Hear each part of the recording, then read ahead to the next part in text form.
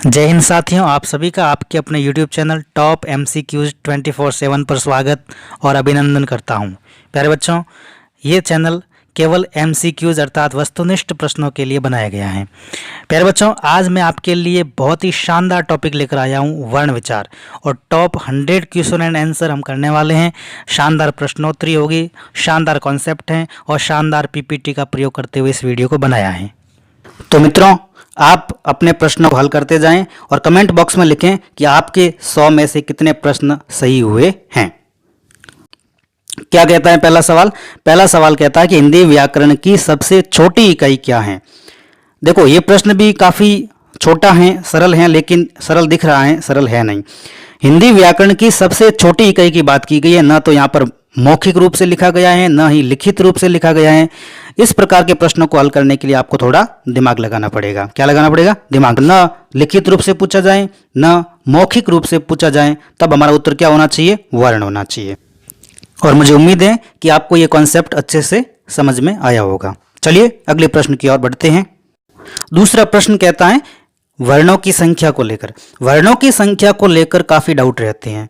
कुल वर्ण कितने होते हैं, मूल वर्ण कितने होते हैं, कुल व्यंजन कितने होते हैं, मूल व्यंजन कितने होते हैं, कुल स्वर कितने होते हैं, मूल स्वर कितने होते हैं, संधि स्वर कितने होते हैं। इस प्रकार के सवाल आपको उलझा देते हैं। उसके लिए आपका कॉन्सेप्ट क्या होना चाहिए? क्लियर होना चाहिए। चलिए, क्या कहता है प्रश्न? हिंदी वर्णमाला में कुल वर्णों की संख्या पूछिए। कुल वर्ण कितने होते हैं? जितने भी वर्ण होते हैं टोटल कितने होते हैं? तो वो होते हैं आपके 52। कितने होते हैं मित्रों? 52 होते हैं।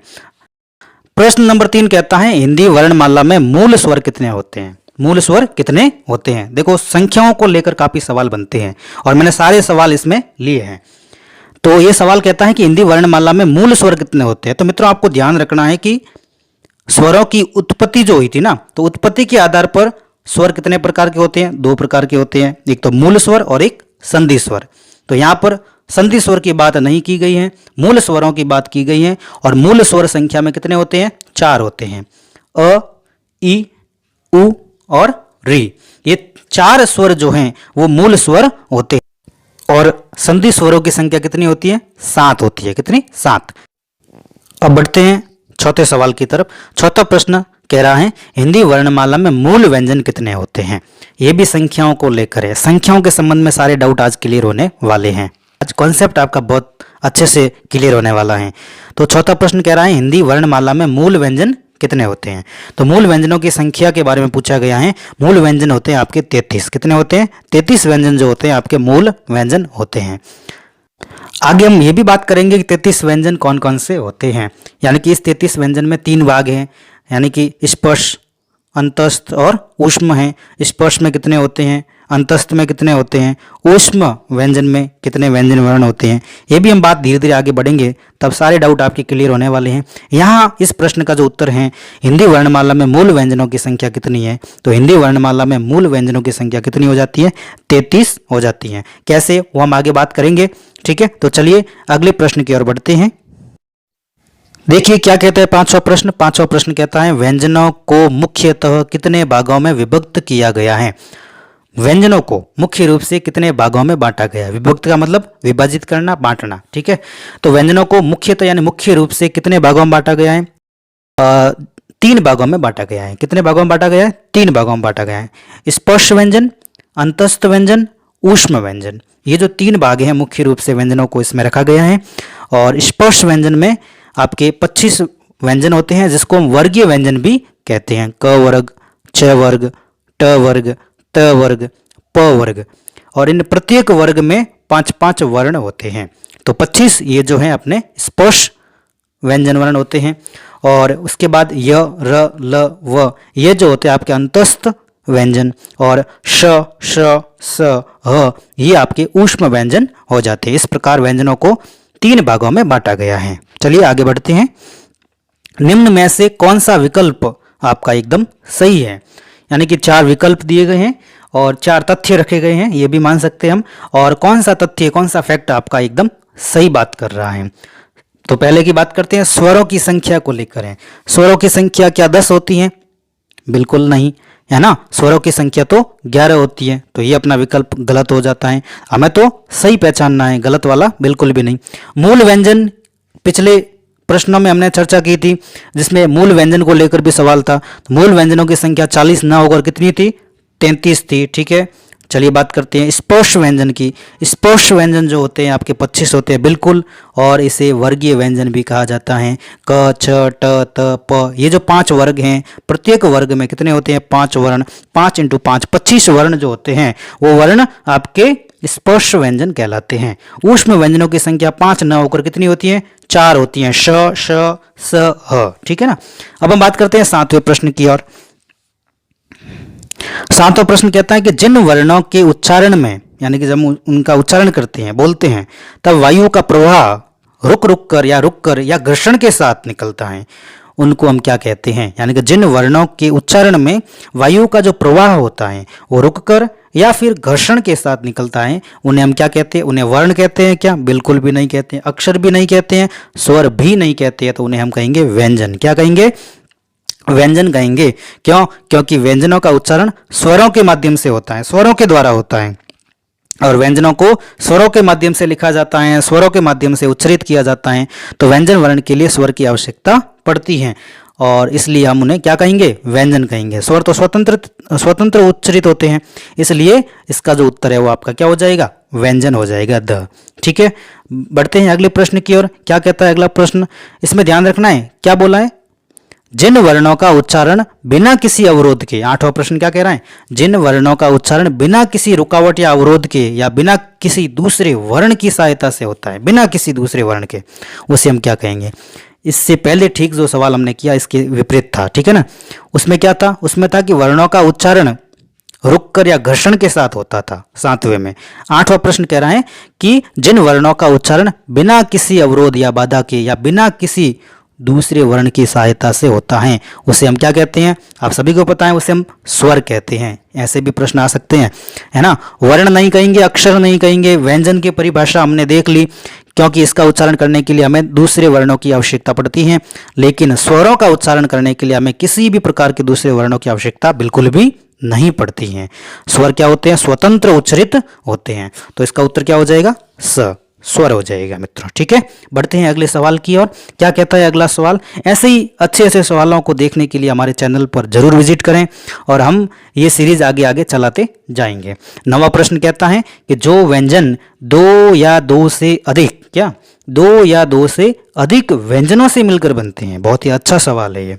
क्या, कि वे व्यंजन जो 2 या 2 से अधिक व्यंजनों के मिलने से बनते हैं, या 2 या 2 से अधिक व्यंजनों से मिलकर बनते हैं, उसे हम क्या कहते हैं, तो उन्हें हम कहेंगे क्या, व्यंजन समूह कहेंगे, क्या व्यंजन गुच्छ कहेंगे, क्या संयुक्त व्यंजन कहेंगे, या वियुक्त व्यंजन कहेंगे।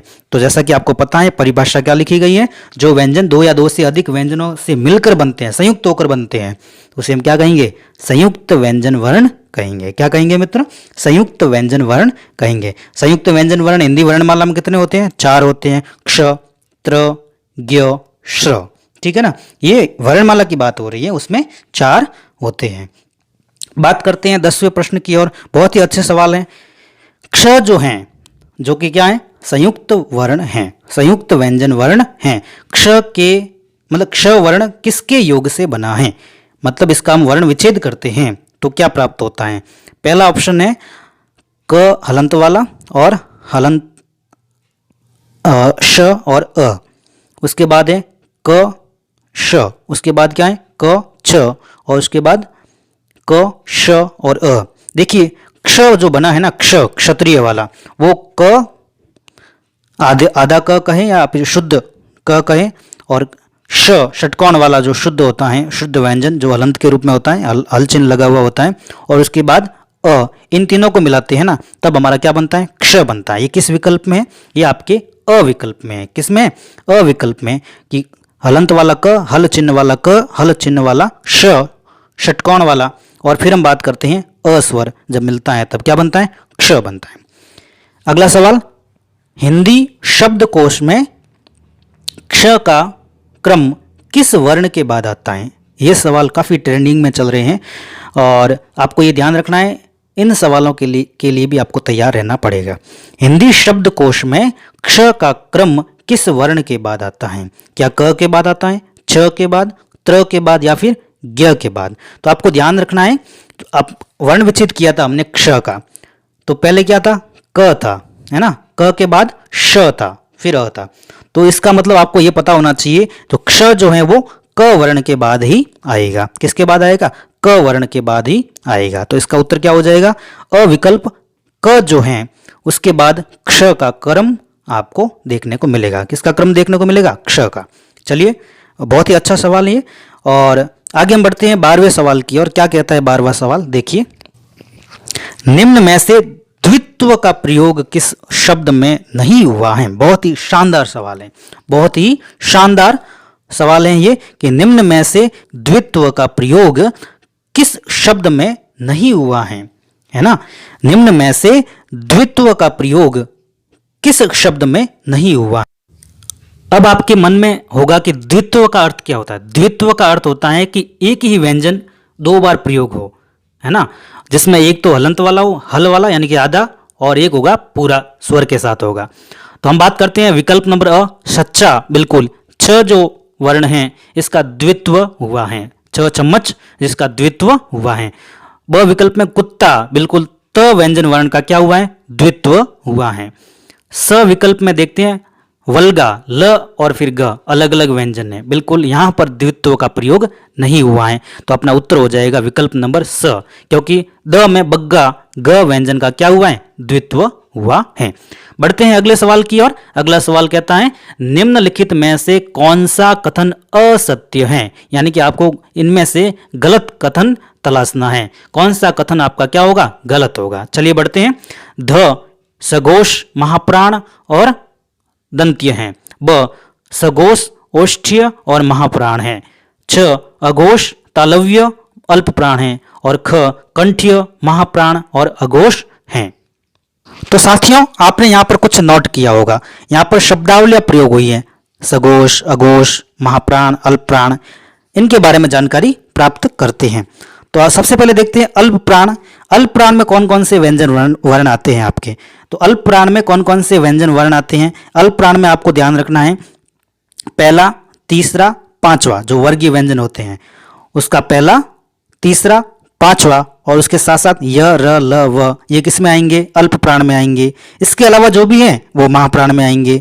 बात करते हैं सघोष और अघोष की। सघोष में आपको ये ध्यान रखना है, तीसरा, चौथा और पांचवा वर्ण व्यंजन वर्ण होता है, इसके साथ य, र, ल, व, ये सब किस में आएंगे, सघोष में आएंगे।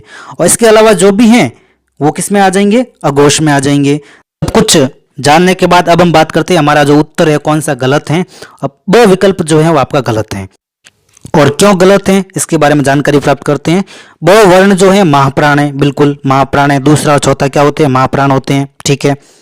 और ओष्ठी व्यंजन है, बिल्कुल प वर्ग का है, ओष्ठी व्यंजन है, ये तो है, लेकिन सघोष न होकर ये क्या होता है, अघोष होता है। क्यों, क्योंकि पहला दूसरा व्यंजन वर्ण जो वर्गीय व्यंजन वर्ण होते हैं वो आपके क्या होते हैं, अघोष होते हैं। तीसरा, चौथा, पांचवा व्यंजन वर्ण होते हैं वो आपके क्या होते हैं, सघोष होते हैं। बढ़ते हैं अगले प्रश्न की ओर। अगला प्रश्न क्या कहता है, आगे बढ़ने से पहले रुकिए जरा, लाइक और सब्सक्राइब करना बिल्कुल ना भूलें, ठीक है ना। चैनल पर नए हैं तो सब्सक्राइब करके बेल आइकन जरूर दबाएं। ओके, बढ़ते हैं आगे। चलिए आगे बढ़ते हैं। प्रश्न कह रहा है, शब्दकोश में श्रद्धा शब्द किस शब्द के से पहले आएगा। यानी कि शब्दकोश में श्रद्धा शब्द किस शब्द से पहले आएगा।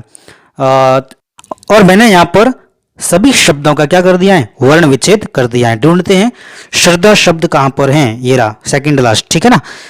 श्रमिक से ठीक पहले आ रहा है। कैसे आ रहा है देखिए, यहाँ पे श, र, अ तीनों तक तो समान है, ठीक है।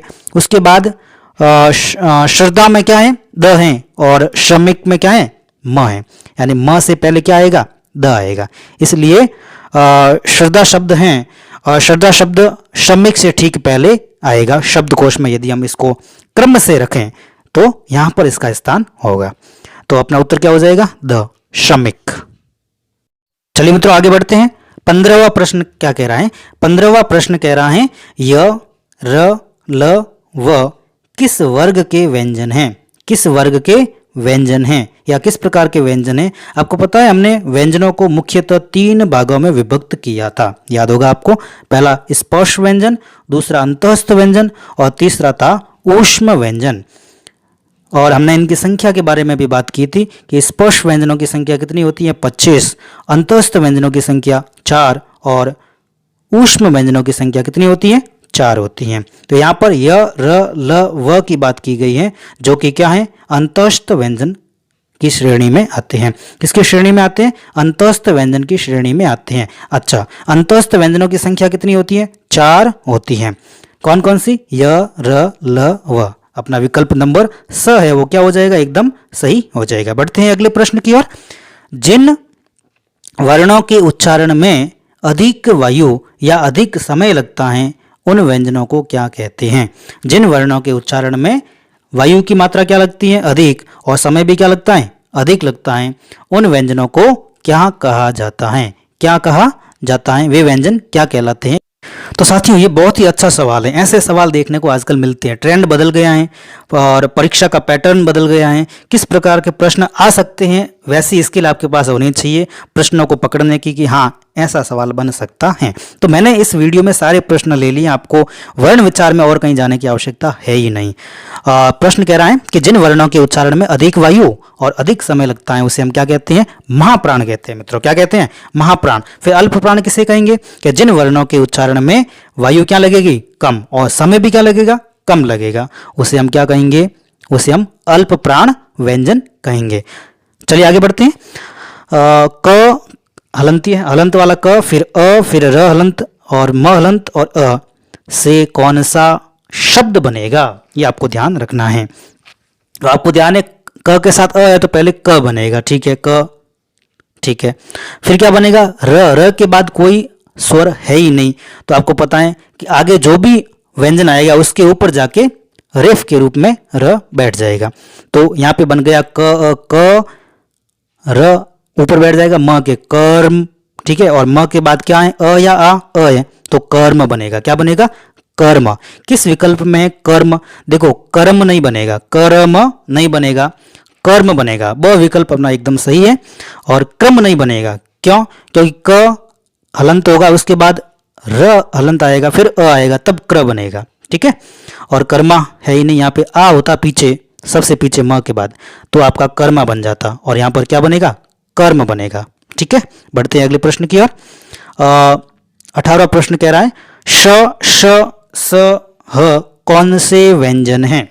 देखो, मैंने आपको बोला था ना, यानी कि व्यंजनों को हमने 3 भागों में विभक्त किया मुख्य रूप से। पहला क्या था? स्पर्श, दूसरा अंतस्थ, और तीसरा है आपका ऊष्म व्यंजन। कौन सा है? ऊष्मा। तो यहां पर पूछा गया है श, श, स, ह कौन से व्यंजन हैं? तो आपके स्पर्श तो होंगे नहीं। स्पर्श व्यंजन में 25 व्यंजन वर्ण होते हैं, और अंतस्थ हमने पढ़ा अभी ठीक पहले और बात की थी अंतस्थ की, तो कितने होते हैं? 4, य, र, ल, व। यहां पर बात की जा रही है श, श, स, ह, जो कि आपके क्या हो जाएंगे? ऊष्म व्यंजन हो जाएंगे। क्या हो जाएंगे? ऊष्म व्यंजन हो जाएंगे। और इन वर्णों को जब हम बोलते हैं तो ऊष्मा या फिर अपने जो मुख विवर में क्या होती है? घर्षण उत्पन्न होती है। क्या उत्पन्न होती है? घर्षण या गर्म वायु उत्पन्न होती है, ठीक है। बढ़ते हैं अगले प्रश्न की ओर। स्वर रहित व्यंजन को लिखते समय उसके नीचे क्या लगाते हैं? बहुत ही अच्छा सवाल है, ठीक है ना। स्वर रहित और एक होता है स्वर युक्त। क्या होता है? एक तो होता है स्वर रहित और दूसरा होता है स्वर युक्त व्यंजन को लिखते समय उस व्यंजन के नीचे क्या लगाते हैं? क्या बिंदु लगाते हैं, या फिर चंद्र बिंदु लगाते हैं, या हलंत लगाते हैं, या फिर विसर्ग लगाते हैं? हलंत का मतलब हम यहाँ पे समझेंगे हल चिन्ह जो होता है, ठीक है ना। और ये आपको ध्यान रखना है कि स्वर रहित करना है, तो स्वर रहित और स्वर युक्त करना अस्वर का काम है मुख्य रूप से, है ना। फिर तो आपको ये ध्यान रखना है कि यहाँ पर बिंदु तो होगा नहीं, चंद्र बिंदु होगा नहीं, विसर्ग होगा नहीं, तो क्या होगा? हलंत होगा। और अ जो होता है ना अस्वर, वो क्या कर देता है? जैसे क हलंत वाला है, उसमें हम अ जोड़ेंगे तो क्या बन जाएगा? पूर्ण रूप से क बन जाएगा, ठीक है। ऐसे सवाल देखने को मिलते हैं आपके। बढ़ते हैं अगले सवाल की ओर। प्रस्थान। प्रस्थान शब्द का सही वर्ण विच्छेद क्या होगा? वर्ण विच्छेद को लेकर काफी सवाल आजकल बन रहे हैं। तो आपको ध्यान रखना है प्र, तो प हलंत, र हलंत और अ ढूंढिए कहाँ पर है। पहले में तो प र फिर स है, पहला तो गलत हो गया। प र अ, हाँ दूसरा बन सकता है। प र अ तीसरा ऑप्शन भी बन सकता है। चौथा प अ, तो पहला और चौथा तो ऑप्शन आप कट कर दो। लड़ाई है किसकी, ब और स विकल्प की। ठीक है, प्र, फिर क्या है स आधा और थान। स आधा किसमें, दोनों में ही स आधा है। फिर हम बात करते हैं थान की, थ हलंत वाला और फिर आ की मात्रा। देखिए ब में तो थ के बाद अ है और स में थ के बाद आ है। अपना विकल्प नंबर स एकदम क्या हो जाएगा, सही हो जाएगा। ठीक है, ये चीज़ आप ऐसे आप पहचान करते हैं कि प्रस्थान शब्द का सही वर्ण विच्छेद कैसे करते हैं। तो ये आपका तरीका आपको आना चाहिए। अब बात करते हैं 21वें प्रश्न की कि उच्चारण की अवधि के आधार पर स्वरों को कितने भागों में बांटा गया है। बहुत ही अच्छा सवाल है कि उच्चारण की अवधि, अवधि का मतलब होता है समय, समय का मतलब काल, कालमान के आधार पर यहाँ पर पूछा गया है। ठीक है, तो कालमान अर्थात अवधि अर्थात समय, यानी उच्चारण करते समय जो भी अवधि या समय लगता है उसमें आपको बताना है कि स्वरों के भेद कितने हैं। तो वहां पर आपके कितने भेद हो जाएंगे, 3 भेद हो जाएंगे। पहला ऋस्व, दूसरा दीर्घ स्वर और तीसरा प्लुत। ऋस्व में आपको ध्यान रखना है कि जैसे ही हम स्वरों का उच्चारण करते हैं तो लगभग 1 सेकंड का समय लगता है और दूसरा दीर्घ में लगभग 2 सेकंड का समय लगता है और प्लुत में 3 सेकंड का समय लगता है, लगभग ऐसा माना जाता है। ठीक है, तो ये चीज़ आप ध्यान रखेंगे। तो अपना उत्तर क्या हो जाएगा, ब 3। ठीक है, बढ़ते हैं आगे 22वें प्रश्न की ओर। किस शब्द में र का प्रयोग नहीं हुआ है, यानी कि इसमें 4 विकल्प दिए गए हैं, उसमें आपको पहचान करनी है किसमें र का प्रयोग नहीं हुआ है। ठीक है, तो बात करते हैं श्रम में, बिल्कुल श्रम में खुद र छिपा हुआ है। प्रकाश में प्र में र है और पर्व में यहाँ पे व के ऊपर र रेफ के रूप में प्रयोग हुआ है। बात करते हैं वृक्ष की, किसकी, वृक्ष की। देखो वृक्ष में व के साथ री जुड़ा हुआ है, न कि र का प्रयोग यहाँ पर किसी भी प्रकार से नहीं हुआ है।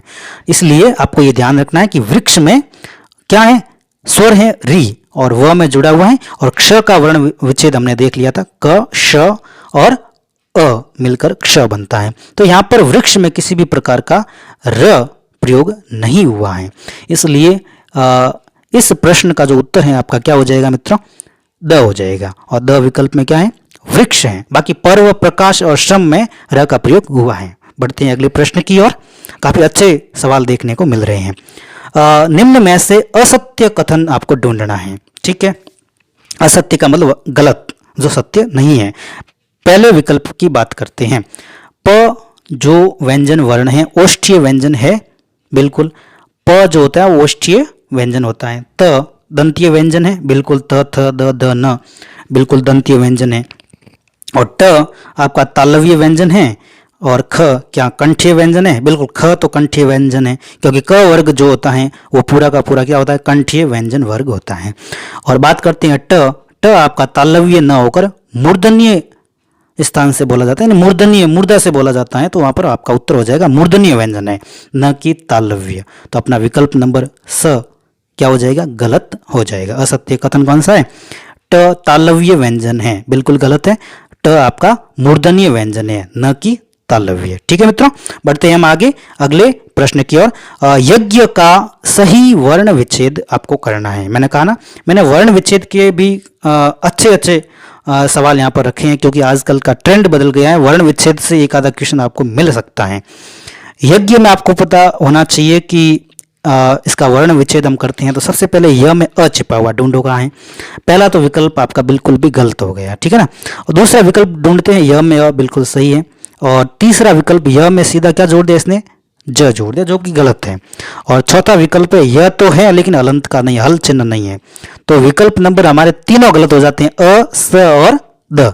बात करते हैं हम ब विकल्प की, तो हमारा उत्तर सही हो जाएगा। ब कैसे, यह में अ जुड़ा हुआ है, बिल्कुल सही बात है, यह बन जाता है पूरा। और ज्ञ का आपको पता होना चाहिए, इसको ज बोलते हैं, क्या बोलते हैं, ज। ठीक है, तो ज, य और अ, बिल्कुल ज, य और अ से क्या बनता है, ज्ञ बन, जिसको हम ज्ञ बोलते हैं, ठीक है, हिंदी में। बढ़ते हैं आगे। ए का उच्चारण स्थान कौन सा है, स्वर है ये, ठीक है ना, और भी संधि स्वर है, क्या है, संधि स्वर है। अ और ई के मेल से क्या बनता है, ए बनता है। अ, आ भी हो सकता है, आ के साथ ई या बड़ी ई जिसको दीर्घ ई बोलते हैं हम, इसके मेल से क्या बनता है, ए बनता है। और उच्चारण स्थान पूछा गया है तो हमें ढूंढना है कि अ किस में आता है, अ आपके आते हैं किस में आते हैं, कंठीय में। किसके आते हैं, कंठीय। फिर इसका योग होता है ई या दीर्घ ई से होता है। ये किस में आते हैं, तालु। ठीक है ना, किस में आते हैं, तालु में। तो आपका कंठ और तालु किस विकल्प में है, जिस भी विकल्प में वो अपना एकदम सही है। विकल्प नंबर द आपका कंठ तालु। तो जो आपको पता होना चाहिए, ए जो है वो आपका उच्चारण स्थान कौन सा रखता है, कंठ और तालु।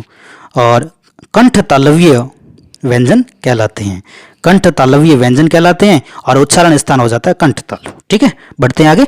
निम्न में से सत्य कथन कौन सा है, इनमें से 3 तो गलत हैं, एक विकल्प आपका क्या है, एकदम सही है। एक तथ्य आपका क्या है, एकदम सही है। सभी वर्ण सघोष वर्ण होते हैं, सभी व्यंजन सघोष वर्ण होते हैं, सभी स्पर्श व्यंजन सघोष होते हैं, ऊष्म व्यंजन वर्ण सघोष वर्ण हैं। इनमें से आपको यह पता लगाना है कि कौन सा विकल्प एकदम सही कह रहा है। तो चलिए बात करते हैं, सभी स्वर सघोष वर्ण हैं, बिल्कुल सही बात है। सारे के सारे स्वर जो होते हैं आपके सघोष वर्ण होते हैं। बाकी गलत क्यों है देखते हैं। सभी व्यंजन सघोष वर्ण होते हैं, बिल्कुल गलत बात है, क्योंकि कुछ व्यंजन आपके सघोष होते हैं और कुछ अघोष भी होते हैं। बात करते हैं स विकल्प की, सभी स्पर्श व्यंजन सघोष होते हैं, बिल्कुल गलत है। कुछ सघोष होते हैं तो कुछ अघोष होते हैं। ऊष्म व्यंजन जो है वो आपके सघोष वर्ण हैं, बिल्कुल गलत बात है। सघोष ना होकर वो अघोष होते हैं। ठीक है, ये चीज आप ध्यान रखेंगे। बढ़ते हैं अगले प्रश्न की ओर। किन ध्वनियों को अनुस्वार कहा जाता है, यानी ऐसी कौन सी ध्वनियां हैं जिनको हम क्या कहेंगे, अनुस्वार कह सकते हैं। तो पहला विकल्प है स्वर के बाद आने वाली नासिक्य ध्वनियां, स्वतंत्र रूप से उच्चरित ध्वनियां, स्वर के साथ आने वाली ध्वनियां और व्यंजन के बाद आने वाली ध्वनियां। व्यंजन के बाद आने वाली जो ध्वनि होती है वो स्वर की होती है, द विकल्प की बात करें तो। और बात करते हैं ब विकल्प की, स्वतंत्र रूप से उच्चरित ध्वनियां क्या कहलाती हैं, स्वर कहलाती हैं। विकल्प नंबर अ जो है अपना सही उत्तर है कि स्वर के बाद में आने वाली नासिक्य ध्वनियां क्या कहलाती है, अनुस्वार कहलाती हैं। ठीक है, स्वर के बाद, पहले नहीं, बाद ही आएगी। और स्वर के बाद आने वाली जो नासिक्य ध्वनियां हैं उसको हम क्या कहेंगे, अनुस्वार ध्वनियां कहेंगे। अब बात करते हैं 28वें प्रश्न की, ओ आउ स्वरों का उच्चारण स्थान क्या होगा। तो आपको पता होना चाहिए कि अ आ, उसके बाद उ जब जुड़ता है तब ओ बनता है, और इसके बाद अ आ के साथ ओ जुड़ता है, औ बन जाता है। तो आपको ये ध्यान रखना है कि कंठ का प्रयोग होगा। अ आ का मतलब क्या है, कंठ, और उ ओ ये सब क्या है, ओष्ठ हैं। तो आपको ये ध्यान रखना है कंठ और ओष्ठ जिस भी विकल्प में है वो हमारा उत्तर एकदम क्या हो जाएगा, सही हो जाएगा। ऐसे पहचान करते हैं उत्तर की कि ओ औ बने किससे है, किन स्वरों से बने हैं, और उनका उच्चारण स्थान यदि हमें याद है तो हम ओ औ के उच्चारण स्थान तक भी पहुंच जाएंगे। तो अपना उत्तर क्या हो जाएगा, कंठ ओष्ठ कहां पर है, आपके द विकल्प में है। किसमें, द विकल्प में आपका कंठोष्ठ व्यंजन जो होते हैं। और अच्छा, इसका जो इन व्यंजनों को कहेंगे क्या, कंठोष्ठीय व्यंजन कहेंगे। उच्चारण स्थान तो कंठोष्ठ है लेकिन व्यंजन का नाम क्या है, कंठोष्ठीय। बढ़ते हैं 29वें प्रश्न की ओर। निम्न में से असत्य कथन कौन सा है, यानी कि इसमें से आपका गलत कथन आपको चांटना है।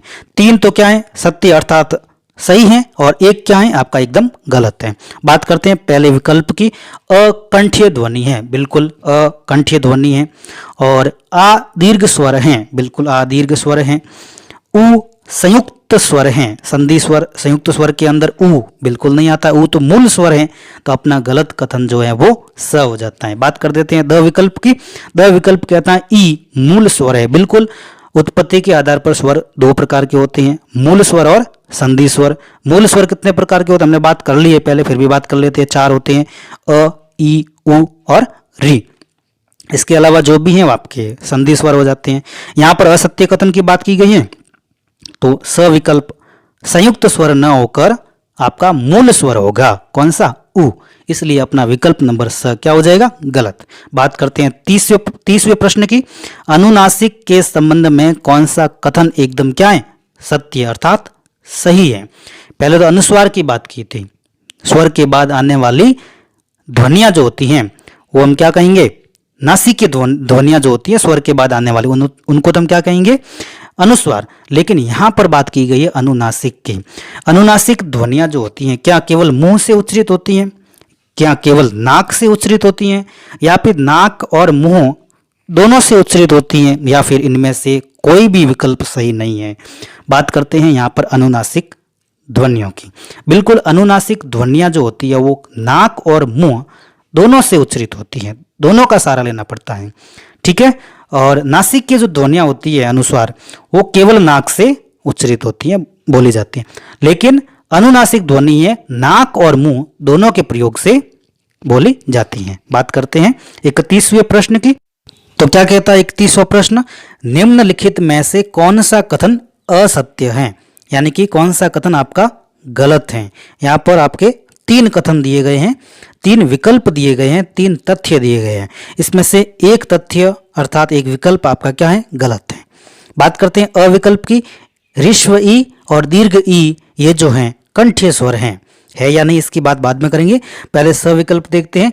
ए और आई कंठ तालव्य स्वर हैं और द विकल्प कहता है अ या आ स्वर जो है वो कंठ्य स्वर है। तो अ और आ स्वर जो है वो कंठ्य स्वर है, बिल्कुल सही बात है। ए आई कंठ तालव्य स्वर है, बिल्कुल सही है, क्योंकि ए और आई की जो बनावट है वो अ आ और ई या फिर अ आ के बाद ए आई स्वर के जुड़ने से आपका आई बनता है। तो ए आई जो स्वर हैं आपके कंठ तालव्य स्वर हैं, बिल्कुल सही बात है। बात यहाँ पर गलत पूछी गई है, वो है ई और दीर्घ ई जो आपके क्या है, कंठ्य ना होकर तालव्य स्वर हैं। बढ़ते हैं अगले प्रश्न की ओर। बात करते हैं 32वें प्रश्न की। असत्य कथन आपको ढूंढना है। कौन सा कथन, असत्य कथन ढूंढना है। ई आपकी अग्र स्वर है, बिल्कुल सही बात है, ई है वो अग्र स्वर है। आ पश्च स्वर है, बिल्कुल सही है। ए अग्र स्वर नहीं, ए अग्र स्वर नहीं है, ए पश्च स्वर है। और अ मध्य स्वर है, बिल्कुल अ मध्य स्वर है। तो आपको ये पता लगाना है कि कौन सा कथन आपका क्या है, असत्य कथन है। जीभ की आकृति के आधार पर स्वरों को 3 भागों में बांटा गया है, अग्र स्वर, मध्य स्वर और पश्च स्वर। यहाँ पर ई अग्र स्वर बिल्कुल सही है, आ पश्च बिल्कुल सही है, ए अग्र स्वर नहीं है, तो ए जो है वो आपका पश्च स्वर है, अमध्य स्वर बिल्कुल सही। अपना जो उत्तर है क्या हो जाएगा, स। बात करते हैं प्रकंपित व्यंजन के बारे में। प्रकंपित व्यंजन यानी कि ऐसा व्यंजन जिनको हम बोलेंगे तो कंपन महसूस होगी, मुंह में क्या होगी, मुख विवर में कंपन महसूस होगी। तो वो आपका क्या हो जाएगा, र। देखिए बोलिए आपको र तो बोलते हैं ल में तो ऐसा कुछ कंपन वगैरह नहीं दिख रहा है, य में भी कोई कंपन नहीं दिख रहा है, व में भी कोई कंपन नजर नहीं आ रहा है। लेकिन जैसे हम र बोलते हैं तो जिह्वा है ना, जिह्वा है ना, वो क्या करती है, कंपन करती है। मुख विवर में क्या महसूस होता है, कंपन महसूस होता है। इसलिए हमारा जो विकल्प नंबर स है वो अपना क्या हो जाएगा, एकदम सही हो जाएगा। र जो है वो प्रकंपित व्यंजन कहलाता है, अन्य विकल्प प्रकंपित व्यंजन नहीं है। बढ़ते हैं आगे अगले सवाल की ओर। क्या देखिए बहुत अच्छे सवालों का संकलन मैंने किया है। आपको यदि वीडियो अच्छा लग रहा है तो आप तुरंत लाइक कर सकते हैं और दूसरे अपने जो भी साथी हैं जो तैयारी कर रहे हैं उनको आप शेयर भी कर सकते हैं। बात करते हैं 34वें प्रश्न की। पार्श्विक व्यंजन, क्या पार्श्विक व्यंजन कौन सा है। यह व्यंजन जो है आपका पार्श्विक व्यंजन बिल्कुल भी नहीं है, यह तो आपका अंतस्थ व्यंजन के अंदर आता है। र भी आपका अंतस्थ व्यंजन के अंतर्गत आता है। और अभी हमने इससे पूर्व वाला प्रश्न किया उसमें क्या था, प्रकंपित व्यंजन भी क्या होता है, र होता है। बात करते हैं ल, और ल जो है आपका अंतस्थ व्यंजन के अंतर्गत तो ये चारों आते हैं, य ल व। लेकिन इसमें भी आपको ध्यान रखना है कि र क्या था, प्रकंपित था, और पार्श्विक व्यंजन जो होता है आपका ल होता है। क्या होता है, ल। जिह्वा जो हो जाती है एकदम, जो पार्श्व स्थल होता है जिह्वा का वो एकदम खुल जाता है, वहां से वायु बाहर निकलती है, इसलिए इसको क्या कहेंगे, हम पार्श्विक व्यंजन कहेंगे। तो हमारा विकल्प नंबर स है जो ल अपना एकदम सही हो जाएगा, उत्तर पार्श्विक व्यंजन की श्रेणी में आता है। ठीक है, और ये जो चारों विकल्प है वो आपके क्या है, अंतस्थ व्यंजन थे। ठीक है, बात करते हैं 35वें प्रश्न की कि अघोष वर्ण के संबंध में आपका सही विकल्प ढूंढना है। तीनों गलत हैं और बाकी एक है वो क्या है, एकदम सही है। सभी वर्गों का पहला या दूसरा वर्ण क्या अघोष होता है? क्या वर्गों का दूसरा या तीसरा वर्ण अघोष होता है? क्या वर्गों का तीसरा या चौथा वर्ण अघोष होता है?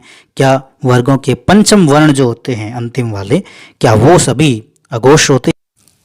तो इस प्रश्न का जो उत्तर है वो क्या होगा, हम देखते हैं। सभी वर्गों का पहला या दूसरा वर्ण आपका अघोष होता है, बिल्कुल सही बात है। तो अपना उत्तर है पहला विकल्प हो जाता है, लेकिन दूसरे गलत क्यों हैं वो भी देखना पड़ेगा ताकि आपका कॉन्सेप्ट क्लियर हो जाए। वर्गों का दूसरा और तीसरा वर्ण, बिल्कुल दूसरा वर्ण तो आपका अघोष होता है, लेकिन तीसरा वर्ण अघोष ना होकर क्या होता है, सघोष होता है। सविकल्प वर्गों का तीसरा और चौथा बिल्कुल भी नहीं होता है, क्योंकि ये तो क्या होते हैं, सघोष होते हैं। और वर्गों के पंचम वर्ण होते हैं, ये भी क्या होते हैं, सघोष होते हैं। तीसरा चौथा पांचवा सघोष और पहला दूसरा अघोष। अब बात करते हैं व का उच्चारण स्थान क्या होता है। बोल के देखिए, व जब हम बोलते हैं ना तब किसका सहारा लेना पड़ता है? क्या केवल दंत का, क्या केवल ओष्ठ का, या फिर दंत और ओष्ठ दोनों का, या फिर केवल कंठ का? आप खुद बोल के देखिए। चलिए देखिए, व क्या है, व को हम जैसे ही बोलते हैं तब दांत और होठ दोनों का सहारा लेना पड़ता है। दांत और होठ दोनों का क्या लेना पड़ता है, सहारा लेना पड़ता है, सहयोग लेना पड़ता है। तो दोनों किसमें है, दंत और ओष्ठ, यानी दांत और होठ वाला विकल्प जो है वो अपना सविकल्प है।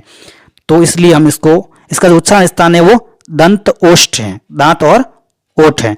अब हम बात करेंगे तो ये व्यंजन क्या कहलाते हैं, ये आपके दंतोष्ठीय व्यंजन कहलाते हैं। चलिए, निम्न में से सत्य कथन की आपको क्या करनी है, पहचान करनी है।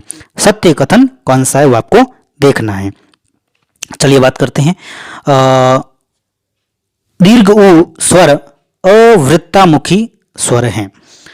विकल्प नंबर ब, उ ऋश्व वाला उ स्वर वृत्तामुखी स्वर है। ओ अवृत्तामुखी स्वर है और अ स्वर जो है वो वृत्तामुखी स्वर है। तो द विकल्प की बात करते हैं तो अ स्वर वृत्तामुखी बिल्कुल भी नहीं है। ठीक है, वृत्तामुखी का मतलब होता है ऐसे स्वर जिनको हम बोलते हैं ना तब होठों की आकृति क्या हो जाती है, वृत्त का मतलब वृत्त के आकार की हो जाती है, गोल हो जाती है। और उसमें आपके बोल के देख सकते हो आप, ऊ बिल्कुल, जब ऊ बोलते हैं ना, अ विकल्प की बात करें ऊ, तो आपके जो होठ है वो क्या हो जाते हैं, गोल। लेकिन इसमें लिखा गया है ऊ स्वर अवृत्तामुखी होता है, नहीं वृत्तामुखी होता है, तो ये तो गलत हो गया। ब विकल्प में ऋश्व ऊ स्वर वृत्तामुखी होता है। बिल्कुल, जब हम ऊ का उच्चारण करते हैं तब मुख आकृति क्या हो जाती है, वृत्त आकृति की हो जाती है। तो अपना विकल्प नंबर ब एकदम सही है। बात करते हैं अगले प्रश्न की। लक्ष्मण शब्द का सही वर्ण विच्छेद कीजिए। तो देखते हैं, देखिए इधर ल के साथ क्या जुड़ा हुआ, अ जुड़ा हुआ है। तो हम देखते हैं तीनों अ ब स तीनों में द विकल्प हमारा कट जाता है। विकल्प काट के भी आप उत्तर की तरफ पहुंच जाते हो। और फिर क्या है, क्ष का पता है वो भी आधा है, तो क और श ढूंढो। ठीक है, अ ब और स तीनों विकल्प में अभी तक बराबर चल रहा है, लेकिन ब और स विकल्प गलत है क्योंकि क्ष पूरा बताते हैं यहाँ पर, इसलिए अ विकल्प अपना एकदम सही है। क्योंकि ल के साथ अ तो ल हो गया, क श क्ष हो गया आधा क्योंकि अ पीछे है नहीं, फिर सीधा क्या आ गया, म के साथ अ तो म आ गया पूरा, फिर ण का वर्ण विच्छेद आ गया। इसका मतलब आपका अ विकल्प एकदम सही है। बात करते हैं त्र किन वर्णों से मिलकर बना है। आपको पता होना चाहिए पहली बात कि त्र व्यंजन वर्ण किस में आता है, संयुक्त व्यंजन में आता है। किस में आता है, संयुक्त व्यंजनों की संख्या कितनी होती है, 4 होती हैं। क्ष, त्र, ज्ञ और श, ये जो होते हैं ये आपके संयुक्त व्यंजन वर्ण होते हैं। अब बात करते हैं त्र व्यंजन जो किन व्यंजनों से मिलकर बना है। तो हम बात करते हैं त्र में त आधा है, त आधा ढूंढो किस विकल्प में, स और द में। तो पहला और दूसरा आपका गलत हो गया। अच्छा, त के साथ फिर र है और पहले विकल्प में भी है, सॉरी स विकल्प में भी है और द विकल्प में भी है, लेकिन द विकल्प वाला गलत है क्योंकि यहाँ पर अ भी जुड़ा हुआ है। इसलिए हमारा उत्तर क्या हो जाएगा, विकल्प नंबर स। इस तरीके से आप वर्ण विच्छेद करके विकल्प की तरफ, सही उत्तर की तरफ आप जा सकते हैं। तो पहला गलत है क्योंकि सीधा त और र दे दिया है, इसलिए पहला तो होगा ही नहीं, दूसरा भी नहीं होगा, तीसरा अपना एकदम क्या हो जाएगा, सही हो जाएगा। बात करते हैं महाप्राण व्यंजन वर्ण हैं। महाप्राण हमने पढ़ा था, महाप्राण हमने पढ़ा था कि दूसरा और चौथा व्यंजन जो होता है वर्गीय व्यंजन का दूसरा और चौथा व्यंजन वर्ण महाप्राण के अंतर्गत आते हैं। क्यों? क्योंकि इन वर्णों का उच्चारण जब हम करेंगे ना तो उच्चारण करते समय अधिक वायु और अधिक समय खर्च होता है, इसलिए उन्हें महाप्राण व्यंजन वर्ण कहते हैं। तो हम ढूंढते हैं दूसरा और चौथा। पहला क है, वो क तो पहला वर्ण है, बिल्कुल ये तो होगा नहीं। त भी क्या है? पहला। ग क्या है? तीसरा है। तो तीसरा और पहला ये सब तो अल्प प्राण में होते हैं, ठीक है। पहला, तीसरा, पांचवा अल्प प्राण में और दूसरा और चौथा महाप्राण में। तो विकल्प नंबर 2 अपना एकदम क्या हो जाएगा? सही हो जाएगा। क्यों? क्योंकि ख है वो क वर्ग का दूसरा व्यंजन वर्ण है, ठीक है। इसलिए हमारा उत्तर क्या हो जाएगा? द हो जाएगा। बात करते हैं 41वें प्रश्न की। संघर्षहीन वर्ण के संबंध में सही विकल्प कौन सा है? ऐसा आपको विकल्प ढूंढना है जिसमें संघर्षहीन वर्ण नहीं है जिनमें, ठीक है। तो व, ह, व, र और व, य और य, र, इन चारों विकल्प में से आपको पहचान करनी है कि कौन सा विकल्प है, कौन सा जोड़ा जो है वो संघर्षहीन वर्ण के संबंध में सही दर्शा रहा है या फिर संघर्षहीन वर्ण के संबंध में सत्य है, ठीक है। तो मित्रों ये जो प्रश्न है वो बहुत ही अच्छा प्रश्न है। संघर्षहीन मतलब वे वर्ण जिनको बोलने में ज्यादा संघर्ष नहीं करना पड़ता है, उसे हम क्या कहते हैं? संघर्षहीन वर्ण कहते हैं। तो देखिए वह तो आपका ठीक है संघर्षहीन है, लेकिन ह में संघर्ष करना पड़ रहा है, ह, ठीक है ना। वह ठीक है, लेकिन र में देखो प्रकंपित हो रहा है, इसमें भी जोर पड़ रहा है। और व और ये जो है इसमें कोई भी प्रकार का कोई संघर्ष नहीं करना पड़ता है, इसलिए अपना विकल्प नंबर स क्या हो जाएगा? एकदम सही हो जाएगा। बात करते हैं अगले प्रश्न की। असत्य विकल्प आपको ढूंढना है, यानी कि 4 विकल्प दिए गए, उसमें से 3 तो आपके क्या एकदम सत्य और चौथा जो भी होगा वो आपका क्या होगा? असत्य होगा। क, ख अघोष वर्ण है, बिल्कुल पहला और दूसरा आपका क्या होता है? अघोष होता है। द, ध, न अंतिम 3 बिल्कुल आपके क्या होंगे? सघोष वर्ण होंगे। प, फ अघोष वर्ण होते हैं, बिल्कुल पहला और दूसरा क्या होता है? अघोष वर्ण होता है। तीसरा, चौथा, पांचवा क्या हो जाता है? सघोष हो जाता है। बात करते हैं द विकल्प की। श, श, स आपके सघोष वर्ण हैं, जो कि बिल्कुल गलत है। ये ऊष्म वर्ण जो होते हैं आपके क्या होते हैं? अघोष होते हैं। और अंतस्थ व्यंजन होते हैं वो आपके क्या होते हैं? सघोष होते हैं। इसलिए अपना विकल्प नंबर द एकदम सही है। बात करते हैं 43वें क्वेश्चन की। श जो है वो किन वर्णों के मेल से बना है? मैंने आपको पहले ही बता दिया है, संयुक्त व्यंजन जो 2 से अधिक वर्णों से मिलकर बने होते हैं। अब बात करते हैं कितने प्रकार के होते हैं, मतलब कितने होते हैं? ये 4 होते हैं, क्ष, त्र, ज्ञ और श। और चौथा जो है अंतिम श है, उसकी हम बात करते हैं संयुक्त व्यंजन की। तो आपको पता होना चाहिए शलगम वाला जो श होता है वो होता है इसके अंदर हलंत वाला, हल वाला। देखते हैं कहाँ है दूसरा विकल्प और चौथा विकल्प आपका गलत हो गया। बात लड़ाई किसमें? अ और स में। स भी गलत हो गया क्योंकि हल वाला चिन्ह नहीं है श के नीचे, तो ये तीनों आपके गलत हो गए। ब, स, द। अ विकल्प आपका एकदम सही है, देखते हैं या नहीं। श के साथ र, श फिर अ की मात्रा बिल्कुल सही है। आपका विकल्प नंबर अ एकदम सही हो जाता है। बढ़ते हैं आगे अगले प्रश्न की ओर। असत्य कथन कौन सा है? असत्य विकल्प कौन सा है? यहाँ पर 4 तथ्य दिए गए हैं, उसमें से आपको एक तथ्य ऐसा है जो कि क्या एकदम गलत है, बाकी 3 एकदम सही हैं। बढ़ते हैं अपने अविकल्प की ओर। आ जो है विवृत स्वर हैं, बिल्कुल विवृत का मतलब होता है मुंह खुला रह जाता है, मुंह खुला। आ बोल के देखिए, आ बिल्कुल मुंह खुला हुआ है, ये तो सही है। बात करते हैं ओ अर्ध विवृत। अर्ध विवृत नहीं है, ओ आपका अर्ध संवृत है, ठीक है, अर्ध संवृत, क्योंकि ओ जब बोलते हैं ना आपका मुंह आधा क्या हो जाता है? बंद हो जाता है, आधा खुला रहता है। बात करते हैं स ई संवृत है, बिल्कुल जैसे ई बोलते लगभग मुंह आपका क्या रहता है? बंद रहता है। ओठों की आकृति देख लेना, लगभग मुंह बंद रहता है। अ आपका अर्ध विवृत होता है, बिल्कुल अ भी बोलते हैं तब भी आपका हल्का सा आधा बंद और आधा खुला आपको देखने को मिलता है। तो अपना उत्तर जो है आपका ब एकदम असत्य है, जो कि अर्ध विवृत की जगह अर्ध संवृत होगा। बात करते हैं ह्रस्व स्वर संख्या में कितने होते हैं। देखिए मैंने आपको बताया था कि कालमान या अवधि के आधार पर स्वर कितने प्रकार के होते हैं? 3 प्रकार के होते हैं। पहला था आपका ऋस्व, दूसरा था दीर्घ और तीसरा था प्लुत स्वर। ये हमने पढ़ा था पहले। बात यहाँ पर हो रही है ऋस्व स्वर की कि ऋस्व स्वर संख्या में कितने होते हैं। ऋस्व स्वर संख्या में कितने होते हैं? 4 होते हैं। विकल्प नंबर अ अपना एकदम सही है। कौन कौन से होते हैं ये भी आपको पता होना चाहिए। बात करते हैं ऋस्व स्वर जो होते हैं आपके, पहला होता है अ, ऋस्व ई, ऋस्व उ और री। ये जो 4 स्वर हैं ये आपके क्या हैं? ऋस्व स्वरों के अंतर्गत आते हैं।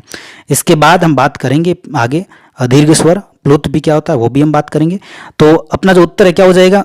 ऋस्व स्वरों की संख्या कितनी होती है? 4 होती है। बढ़ते हैं अगले सवाल की ओर, देखते हैं अगला सवाल किस प्रकार से आपके सामने प्रस्तुत होता है।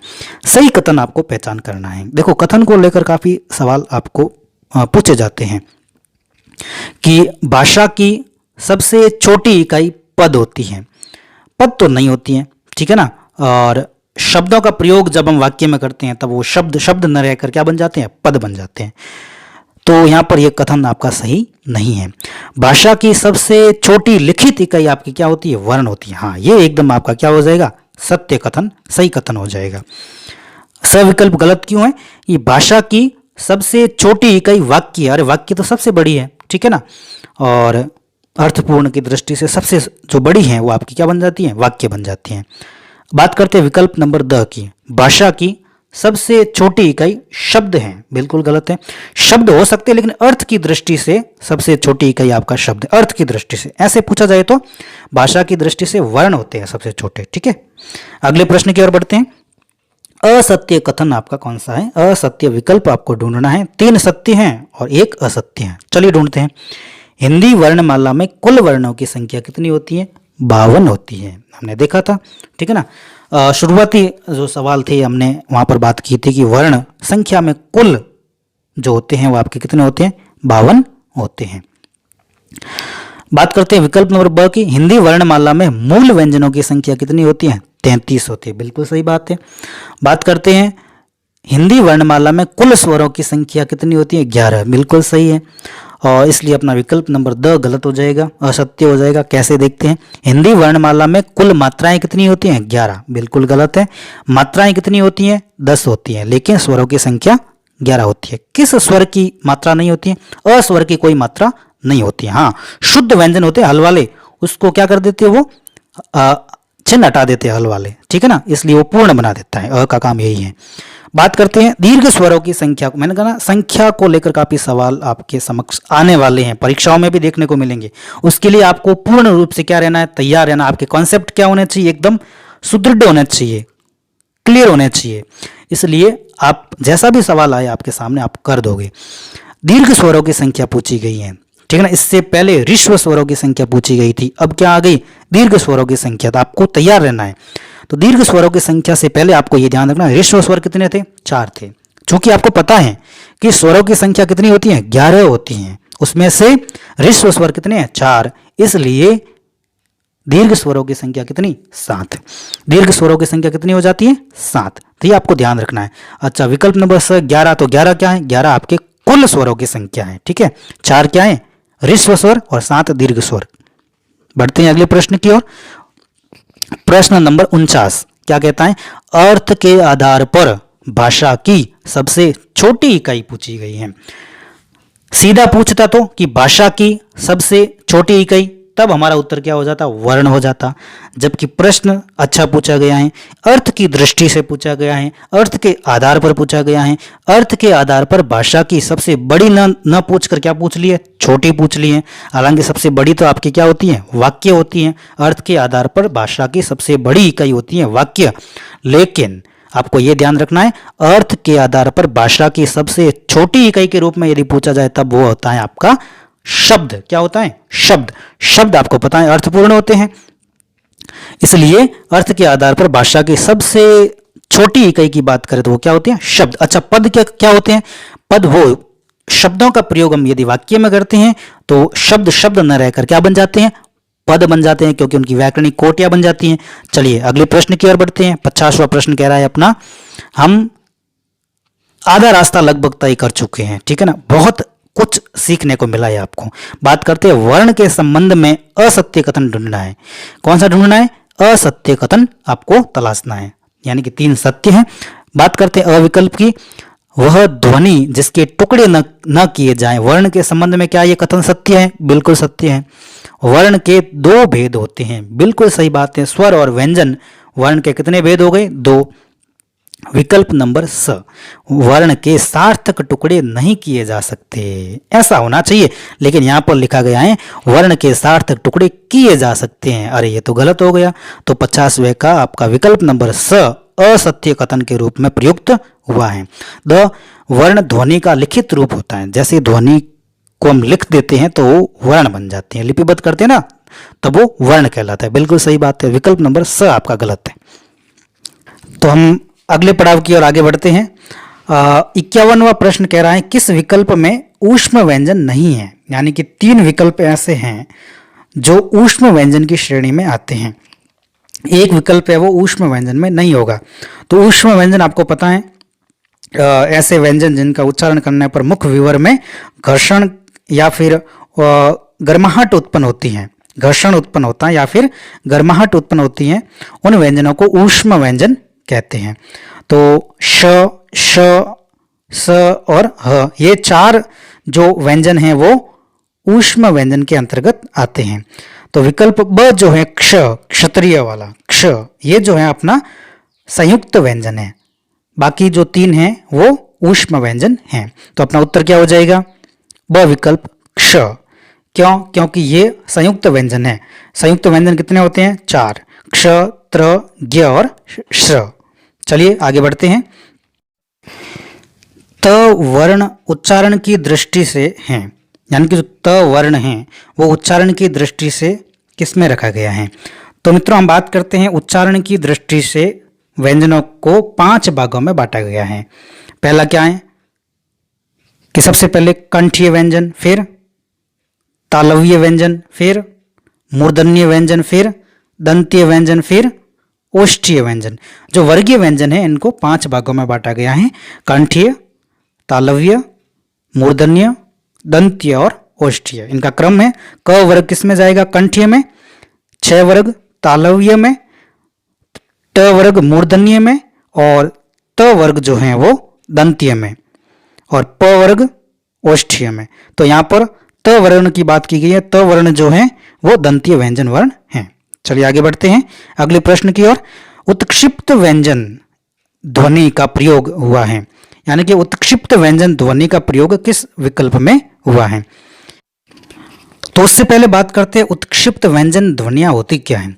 देखो, जब हम ऐसे व्यंजन वर्ण जिसका हम उच्चारण करते हैं या जिनका उच्चारण करते हैं तो मुख विवर में जो जिह्वा होती हैं वो ऊपर एक बार उठ के ऊपर तलवे की ओर लग के फिर वापस तुरंत नीचे की ओर जिह्वा आती है, यानी कि फेंकती है जिह्वा, ऊपर जाने के बाद वापस जिह्वा नीचे की ओर आती है। तो ऐसी ध्वनियां जो होती है वो फेंकी हुई ध्वनि या फिर ताड़नजात ध्वनि या फिर उत्क्षिप्त ध्वनि कहलाती हैं।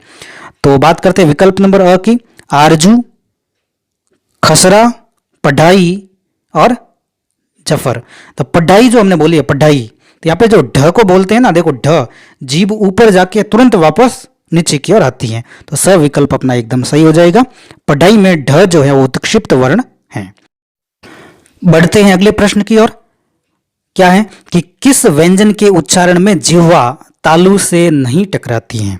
तालु से नहीं टकराती है मतलब तालव्य व्यंजन नहीं है या तालव्य वर्ण नहीं होना चाहिए। तो हम देखते हैं, आपको पता होना चाहिए तालव्य वर्ण वे होते हैं जो जिह्वा जो होती है मुख विवर में तालु से टकराती हैं जब हम उन वर्णों का क्या करते हैं? उच्चारण करते हैं। तो 6 वर्ण जो भी है 6 वर्ग होता है वो किस में जाता है? तालव्य में, क्योंकि 2 नंबर पे कंठ के बाद क्या आता है? तालु। तो कंठ में तो क वर्ग है और तालव्य में आपका 6 वर्ग है। इसके साथ आपको य और श ये भी किस में आते हैं? तालव्य में आते हैं। विकल्प नंबर स की बात करें, स में क्या दिया हुआ है? घ। घ जो है ये आपका कंठीय व्यंजन वर्ण है। क्यों? क्योंकि जो क वर्ग है वर्गीय व्यंजन का पहला वर्ग क, ये किस में आता है? कंठीय व्यंजन वर्ण में आता है। तो अपना उत्तर स। बढ़ते हैं आगे। किस विकल्प में या क्रम में पश्च स्वर हैं? ठीक है ना, तो आपको पता होना चाहिए। जिह्वा की दृष्टि से हमने देखा था कि स्वर जो होते हैं वो आपके तीन प्रकार के होते हैं। नंबर 1 अग्र स्वर, नंबर 2 मध्य स्वर और नंबर 3 पश्च स्वर। तो क्या पूछा गया है, पश्च स्वर जो होते हैं वो कौन से हैं? आपको पता होना चाहिए यहाँ पर जो ऊ हैं, ऊ आपका क्या है, पश्च स्वर हैं। बाकी जो ई हैं, ए हैं, आई हैं, ये आपके क्या है, अग्र स्वर हैं। क्या है ये, अग्र स्वर हैं। और अ जो होता है ना, अ वो आपका होता है मध्य स्वर। कौन सा होता है, मध्य स्वर। और यहां पर पूछा गया है कि किस क्रम में पश्च स्वर हैं, तो अपना ब विकल्प ऊ जो है वो आपका पश्च स्वर हैं। ठीक है, बढ़ते हैं अगले प्रश्न की ओर। अगला प्रश्न कहता है कि किस क्रम में स्पर्श संघर्षी व्यंजन है। कौन से, स्पर्श संघर्षी व्यंजन है। तो यहां पे आपको यह देखना है कि 4 विकल्प दिए गए, उसमें आपको स्पर्श संघर्षी व्यंजन की क्या करनी है, आपको पहचान करनी है। तो आपको पता होना चाहिए जो कंठ के बाद जो तालव्य व्यंजन का जो वर्ग है उसमें स्पर्श संघर्षी व्यंजन आते हैं। तो 6 वर्ग जो है आपका, कौन सा वर्ग, 6 वर्ग। 6 वर्ग में जो भी व्यंजन वर्ण आते हैं वो आपके स्पर्श संघर्षी व्यंजन होते हैं। तो देखते हैं इसके अलावा कौन सा विकल्प है। जैसे देखिए अ में दिया हुआ 6, क्या दिया हुआ 6, बिल्कुल ये 6 वर्ग का व्यंजन वर्ण है। बात करते हैं ब, क आपका कंठीय व्यंजन है, और स विकल्प में ख भी क्या है, कंठीय व्यंजन है, और द विकल्प में दिया हुआ ड, ट ठ ड, यह आपका मूर्धन्य व्यंजन है। तो अपना उत्तर क्या हो जाएगा, विकल्प नंबर अ। ठीक है, बढ़ते हैं अगले प्रश्न की ओर। किस शब्द में द्वित्व व्यंजन का प्रयोग नहीं हुआ है, यानी कि ऐसा आपको देखना है किस विकल्प में जो शब्द दिए गए हैं आपके शब्द 4 जो हैं उसमें द्वित्व व्यंजन का प्रयोग नहीं हुआ है। तो द्वित्व व्यंजन वे व्यंजन होते हैं जिसमें एक व्यंजन आएगा स्वर मुक्त या रहित, और उसके बाद वही व्यंजन स्वर युक्त आएगा, स्वर सहित आएगा। ठीक है, तो हम देखते हैं। तो अ विकल्प में कुत्ता, बिल्कुल त और त, यानी त का यहाँ पे द्वित्व हुआ है। बात करते हैं चक्का, चक्का में क वर्ग जो वर्ण है उसका क्या हुआ है, द्वित्व हुआ है। बिल्ली में ल वर्ण का द्वित्व हुआ है, लेकिन कक्षा में किसी भी प्रकार का कोई द्वित्व नहीं हुआ है। तो अपना उत्तर हो जाएगा द कक्षा। ठीक है, आगे बढ़ते हैं। किस शब्द में संयुक्त व्यंजन का प्रयोग नहीं हुआ है, यानी कि संयुक्त व्यंजन का प्रयोग 3 विकल्प में हुए हैं और एक विकल्प ऐसा है जिसमें संयुक्त व्यंजन का प्रयोग नहीं हुआ है। तो देखते हैं संयुक्त व्यंजन, तो आपको पता है ऐसा मतलब 2 व्यंजन जिसमें जुड़े हुए होते हैं, अलग अलग भी हो सकते हैं। ठीक है, श्रम, बिल्कुल आपका ये जो संयुक्त व्यंजन ही है, श्र, क्षत्र, ज्ञ, श्र, ये जो 4 व्यंजन होते हैं वो आपके संयुक्त व्यंजन होते हैं। और दीक्षा में क्ष आया हुआ है, बिल्कुल, और त्रिशूल में त्रि आया हुआ त्र, बिल्कुल सही बात है। ये जो तीनों विकल्प हैं वो आपके संयुक्त व्यंजन वर्णों के प्रयोग से बने हुए हैं। चौथे विकल्प की बात करते हैं मुक्का, मुक्का में जो क हल वाला यानी आधा उसके बाद क पूर्ण आया हुआ है, यहाँ पे द्वित्व का प्रयोग हुआ है, द्वित्व व्यंजन है, न कि संयुक्त व्यंजन। तो विकल्प नंबर 2 अपना क्या हो जाएगा, एकदम सही। बढ़ते हैं अगले प्रश्न की ओर। क्या कहता है अगला प्रश्न, निम्नलिखित में से कौन सा एक संयुक्त व्यंजन नहीं है। आपको पता है संयुक्त व्यंजन कितने होते हैं, 4 होते हैं संख्या में, क्ष, त्र, ज्ञ और श्र। ठीक है ना, क्या होता है, श्र लास्ट में। अब हम बात करते हैं इसमें जो 4 विकल्प दिए गए उसमें से ब विकल्प जो हैं उसमें आपका श दिया गया है, जो कि संयुक्त व्यंजन वर्ण न होके ऊष्म व्यंजन वर्ण होते हैं।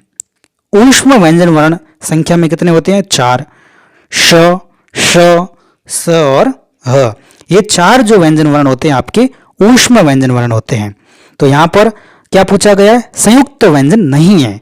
तो कौन सा नहीं है, विकल्प नंबर ब। क्यों नहीं है, क्योंकि ये ऊष्म ना होकर क्या है, संयुक्त ना होकर क्या है, ऊष्म व्यंजन वर्ण है।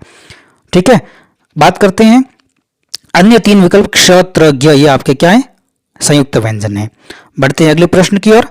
तालव्य व्यंजन हैं, यानी कि देखो उच्चारण के आधार पर व्यंजनों को 5 वर्गों में बांटा गया है, और वो जो वर्गीय व्यंजन है 5 उनको उच्चारण की दृष्टि से अलग अलग रखा गया है।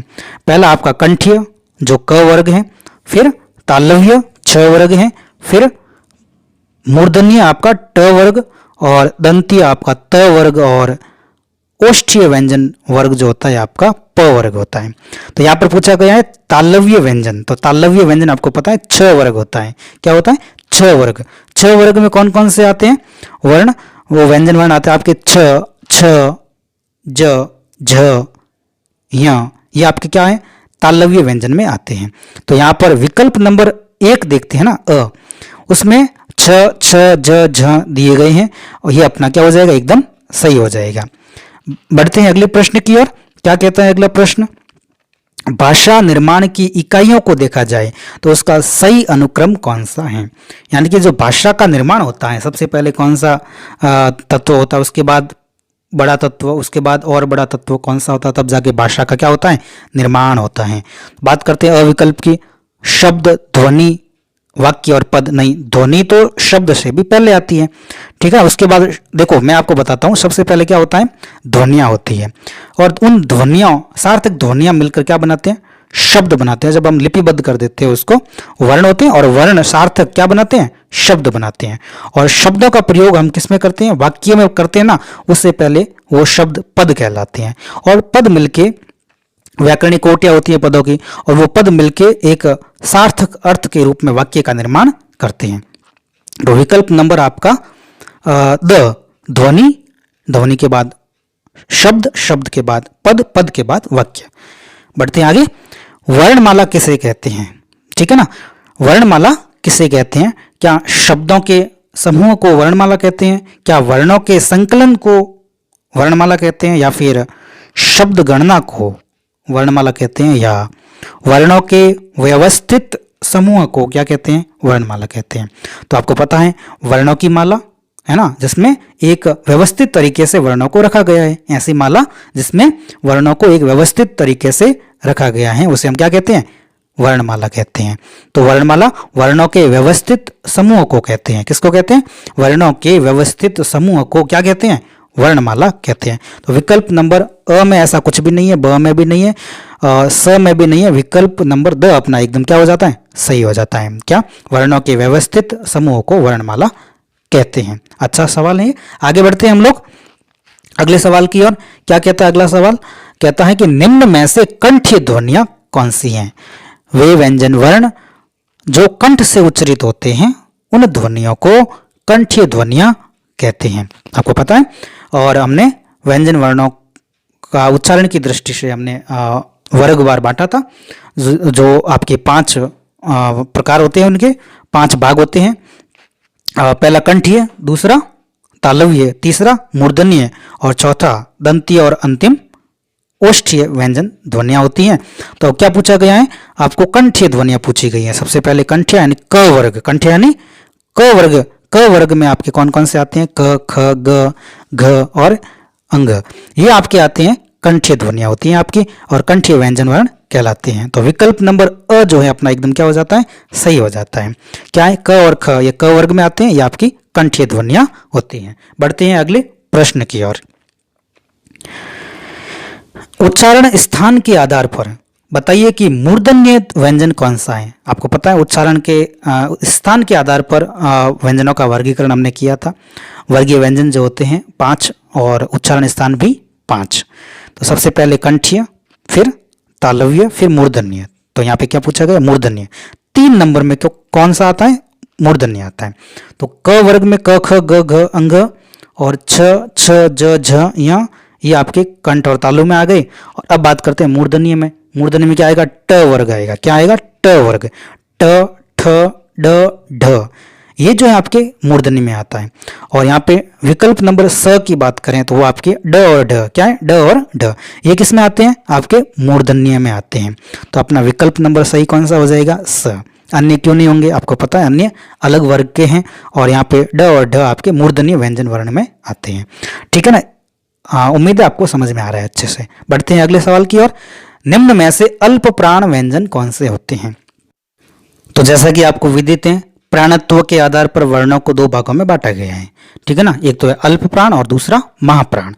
अल्प प्राण, इसमें क्या होता है कि कम प्राण की आवश्यकता होती है, कम सांस की क्या होती है आवश्यकता होती है, और समय भी क्या लगता है कम ही लगता है इसमें, इसलिए ये अल्प प्राण व्यंजन वर्ण कहलाते हैं। अल्प प्राण में आपको ध्यान रखना है कौन कौन से आएंगे, वर्ग का आपका पहला, तीसरा और पांचवा, ये जो वर्ण होते हैं आपके अल्प प्राण वर्ण कहलाते हैं। तो पहला तीसरा देखते हैं, अ विकल्प में तो स्वर दिए गए हैं, ब विकल्प में आपके क और ग, बिल्कुल पहला और तीसरा है, ये अपना उत्तर एकदम सही हो जाएगा ब विकल्प। बात करते हैं अगले विकल्प की, थ और भ, थ और ब दूसरा और चौथा जो कि महाप्राण है। और विकल्प नंबर द की बात करें, फ और ब, ये भी दूसरा और चौथा महाप्राण है, तो विकल्प नंबर ब अपना सही हो जाएगा। बढ़ते हैं अगले प्रश्न की ओर, निम्न में से नासिकीय व्यंजन ध्वनियां कौन सी हैं। नासिकीय व्यंजन वे व्यंजन होते हैं जिसका उच्चारण करने पर या जिनका उच्चारण करने पर नाक से जिसका उच्चारण किया जाता है उसको हम क्या कहेंगे, नासिकीय व्यंजन कहेंगे या नासिकीय ध्वनियां कहेंगे। ठीक है, तो आपको पता है कि हमने वर्णों को वर्गीय व्यंजन में बांटा गया था, वर्गों में बांटा गया था। तो प्रत्येक वर्ग का जो पांचवा यानी कि अंतिम व्यंजन वर्ण होता है वो आपका नासिकीय व्यंजन होता है, यानी कि उसका उच्चारण नाक के द्वारा किया जाता है। तो यहाँ पर पंचम वर्ण आपको ढूंढना है, श आपका है नहीं यहाँ पे वर्गीय व्यंजन। विकल्प नंबर ब की बात करें, यहाँ ये बिल्कुल आपका एकदम सही है। छ वर्ग का अंतिम पांचवा जो वर्ण होता है आपका नासिकीय यहाँ होता है। स विकल्प में ग दिया गया है, बिल्कुल गलत है, और द विकल्प में ज दिया गया जो कि गलत है। बात करते हैं अगले प्रश्न की, ए और आई वर्ण क्या कहलाते हैं, यानी कि विकल्प को देखकर पहचान करनी है कि क्या पूछा गया है, यानी कि ए और आई का उच्चारण स्थान पूछा गया है ना, कौन से उच्चारण की दृष्टि से आपके कौन से वर्ण होते हैं। नासिकीय बिल्कुल नाक से तो इनका उच्चारण होगा नहीं, मूर्धन्य मूर्धा से उच्चारण होगा नहीं, ओष्ठीय ओठ से भी उच्चारण होगा नहीं, कंठ तालव्य अपना उत्तर क्या हो जाएगा, कंठ तालव्य हो जाएगा, क्योंकि ए की बनावट जो है निर्माण है वो अ और ई से होता है। तो अ जो होता है आपका कंठीय व्यंजन वर्ण होता है और कंठीय के अंदर आता है, व्यंजन तो नहीं है वो, अ तो आपका क्या है स्वर है। तो अ जो है आपकी कंठीय ध्वनि है ये कहेंगे हम, और ई जो है आपकी तालव्य ध्वनि है, इसलिए कंठ तालव्य हो जाएगा। अपना विकल्प नंबर द एकदम क्या हो जाएगा, सही हो जाएगा। बढ़ते हैं अगले सवाल की और क्या कहता है अगला सवाल, हिंदी वर्णमाला में अयोगवाह वर्ण कौन कौन से हैं, यानी ऐसे वर्ण जो पूर्ण रूप से न तो स्वर होते हैं और न ही व्यंजन की श्रेणी में आते हैं, यानी कि ऐसे वर्ण जो न तो पूर्ण रूप से आपके स्वर होते हैं और न ही पूर्ण रूप से व्यंजन के अंतर्गत गिने जाते हैं, क्योंकि उन व्यंजनों का क्या उन वर्णों का उच्चारण है वो अलग ही होता है, व्यंजन और स्वर का मिला जुला रूप। तो आपके वो कितने होते हैं संख्या में, पहले तो 2 होते हैं, ठीक है ना, अंग और अह। अंग में देखो अ भी उच्चरित हो रहा है और नासिक की ध्वनि भी आ रही, अंग नाक से है ना, नाक से ध्वनि भी उच्चरित हो रही है, और अह में देखो अ के बाद ह का साउंड आ रहा है, ह की ध्वनि आ रही है। तो पूर्ण रूप से न तो ये स्वर है और न ही पूर्ण रूप से शुद्ध रूप से व्यंजन है, इसलिए विकल्प नंबर द अंग और अह ये आपकी कौन सी ध्वनियां हैं, अयोगवाह ध्वनियां हैं। तो कौन से वर्ण कहलाएंगे, अयोगवाह वर्ण कहलाएंगे। अगले प्रश्न की ओर बढ़ते हैं, किस शब्द में द्वित्व व्यंजन प्रयुक्त हुआ है, किस शब्द में द्वित्व, बार बार पढ़ा हमने, द्वित्व व्यंजन क्या होते हैं आपको पता ही है, एक ही श्रेणी के आपके व्यंजन होते हैं, यानी कि एक ही व्यंजन होता है, एक तो 2 रूप में प्रयोग होता है, एक आपका स्वर रहित और दूसरा वही व्यंजन आपका स्वर सहित होता है। पुनः में बिल्कुल विसर्ग का प्रयोग हुआ है, ऐसा कुछ भी नहीं है, यहाँ पर द्वित्व नहीं नजर आ रहा है। इलाहाबाद इसमें भी किसी भी प्रकार का द्वित्व का प्रयोग नहीं हुआ है। दिल्ली में बिल्कुल, दिल्ली और उत्साह में आपको वो ध्यान रखना है कि दिल्ली में ल जो वर्ण है इसका द्वित्व हुआ है, लेकिन उत्साह में संयुक्त व्यंजन प्रयोग हुए हैं, त के बाद स है जो कि आपका द्वित्व नहीं है, सेम नहीं है, एक जैसे नहीं है, लेकिन दिल्ली में ल आपके एक जैसे है, इसलिए वहां पे द्वित्व हुआ है। अपना विकल्प नंबर स एकदम सही हो जाएगा। क्यों हो जाएगा, कारण आपको पता है कि ल का द्वित्व हुआ है। बढ़ते अगले प्रश्न की ओर, निम्न में से किस विकल्प में सभी स्पर्श व्यंजन है, स्पर्श व्यंजन है सभी के सभी, ठीक है। तो आपको यह पता होना चाहिए कि स्पर्श व्यंजन में कौन कौन से व्यंजन वर्ण आते हैं आपको पता है? जो वर्गीय व्यंजन होते हैं आपके, जो 25 वो वर्गीय व्यंजन जिनको किस में रखा गया है? स्पर्श व्यंजन में रखा गया है। क वर्ग, छ वर्ग, ट वर्ग, त वर्ग और प वर्ग, ये 5 वर्ग हैं। प्रत्येक वर्ग में 5-5 व्यंजन वर्ण हैं, तो 5 × 5 कितने हो जाते हैं? 25। स्पर्श व्यंजनों की संख्या कितनी होती है? 25 होती है। ठीक है, बात करते हैं यह बिल्कुल अंतस्थ व्यंजन में आता है, स्पर्श में नहीं आता है, और ये तो ऑप्शन आपका कट हो गया। बात करते हैं ब विकल्प की। अब प ओष्ठीय में आता है, बिल्कुल सही है। द दंतीय में आता है, ज तालव्य में आता है, और र, लेकिन र है जो आपका अंतस्थ व्यंजन में आता है। बात करते हैं स विकल्प की। स में है द, क, त, ब, बिल्कुल अपना विकल्प नंबर स एकदम सही हो जाएगा। बढ़ते हैं अगले प्रश्न की ओर। इनमें से हिंदी वर्णमाला से संबंधित कौन सा कथन असत्य है, गलत है?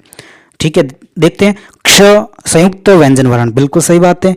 प स्पर्श में आता है, बिल्कुल वर्गीय व्यंजन ओष्ठीय है ना, इसमें आता है प।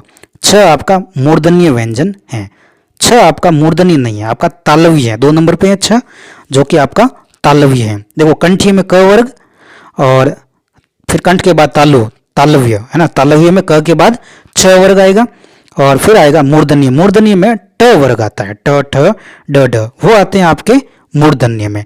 लेकिन आपको यहाँ पर क्या पूछा गया? आपको असत्य कथन। असत्य कथन आपका कौन सा है? स है।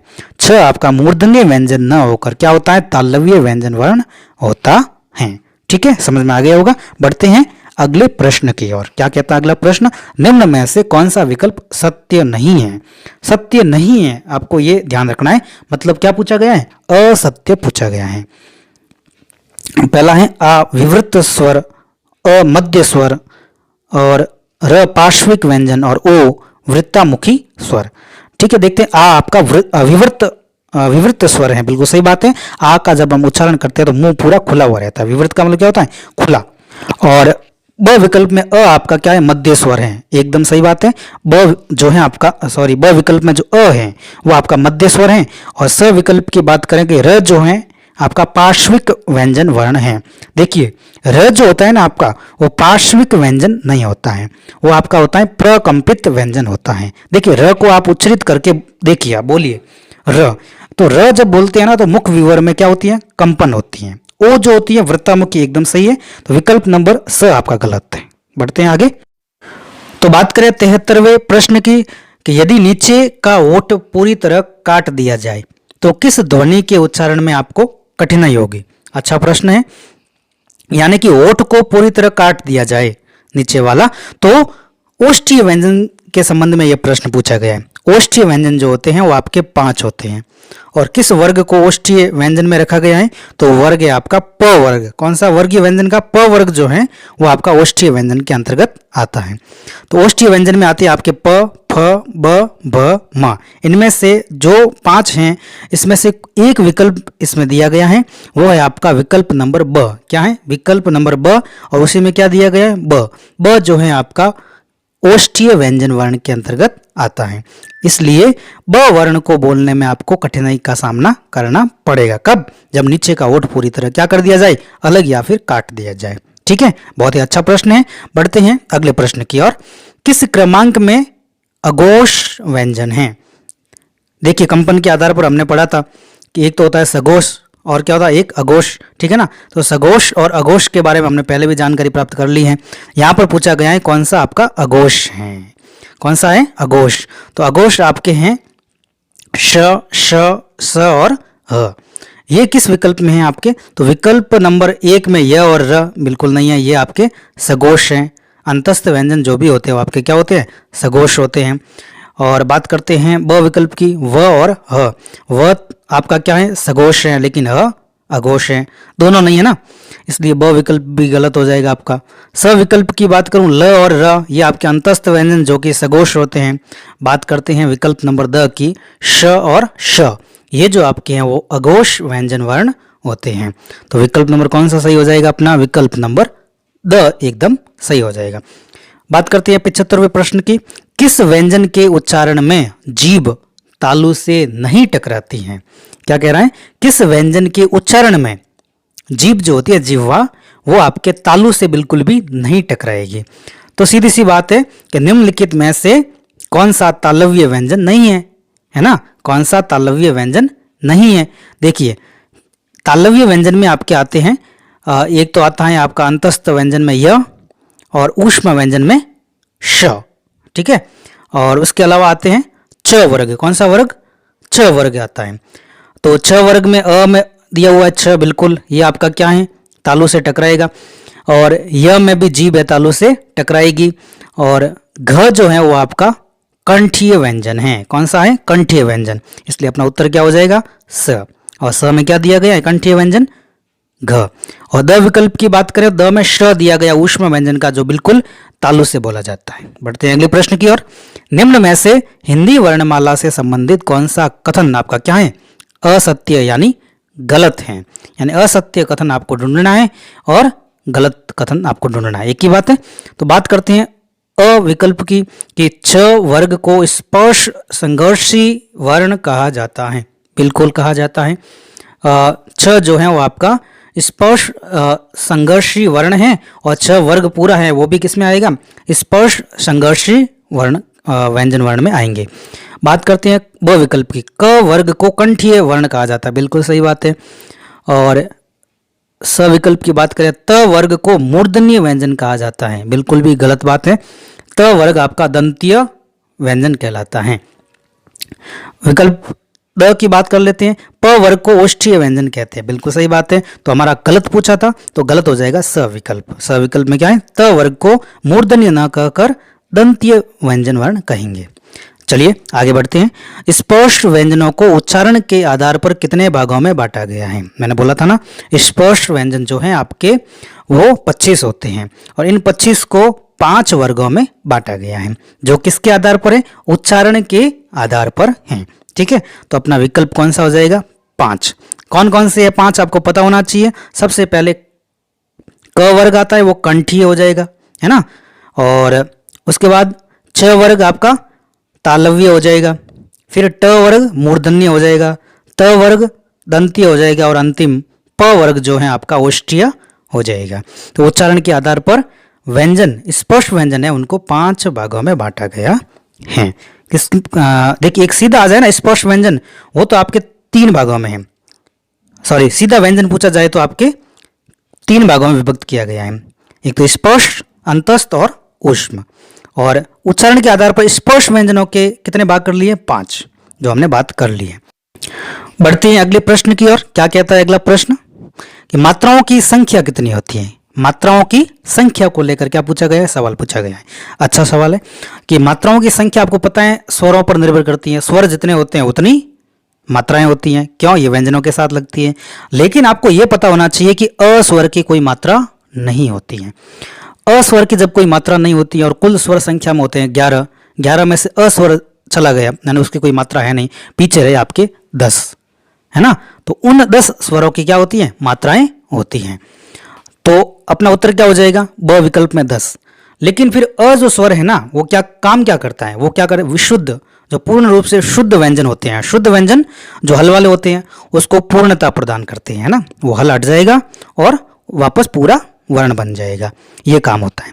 बात करते हैं अगले प्रश्न की।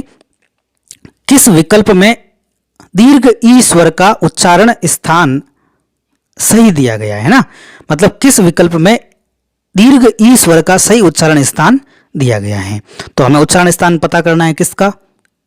दीर्घ ई का। क्या वो कंठ से उच्चरित, या फिर तालु से, या मूर्धा, या फिर दंत से? कंठ से है वो अ आ, और तालु से ऋस्व ई और दीर्घ ई, ये आपको ध्यान रखना है। मूर्धा से री, ठीक है। दंत से किसी भी स्वर का कोई उच्चारण नहीं होता है।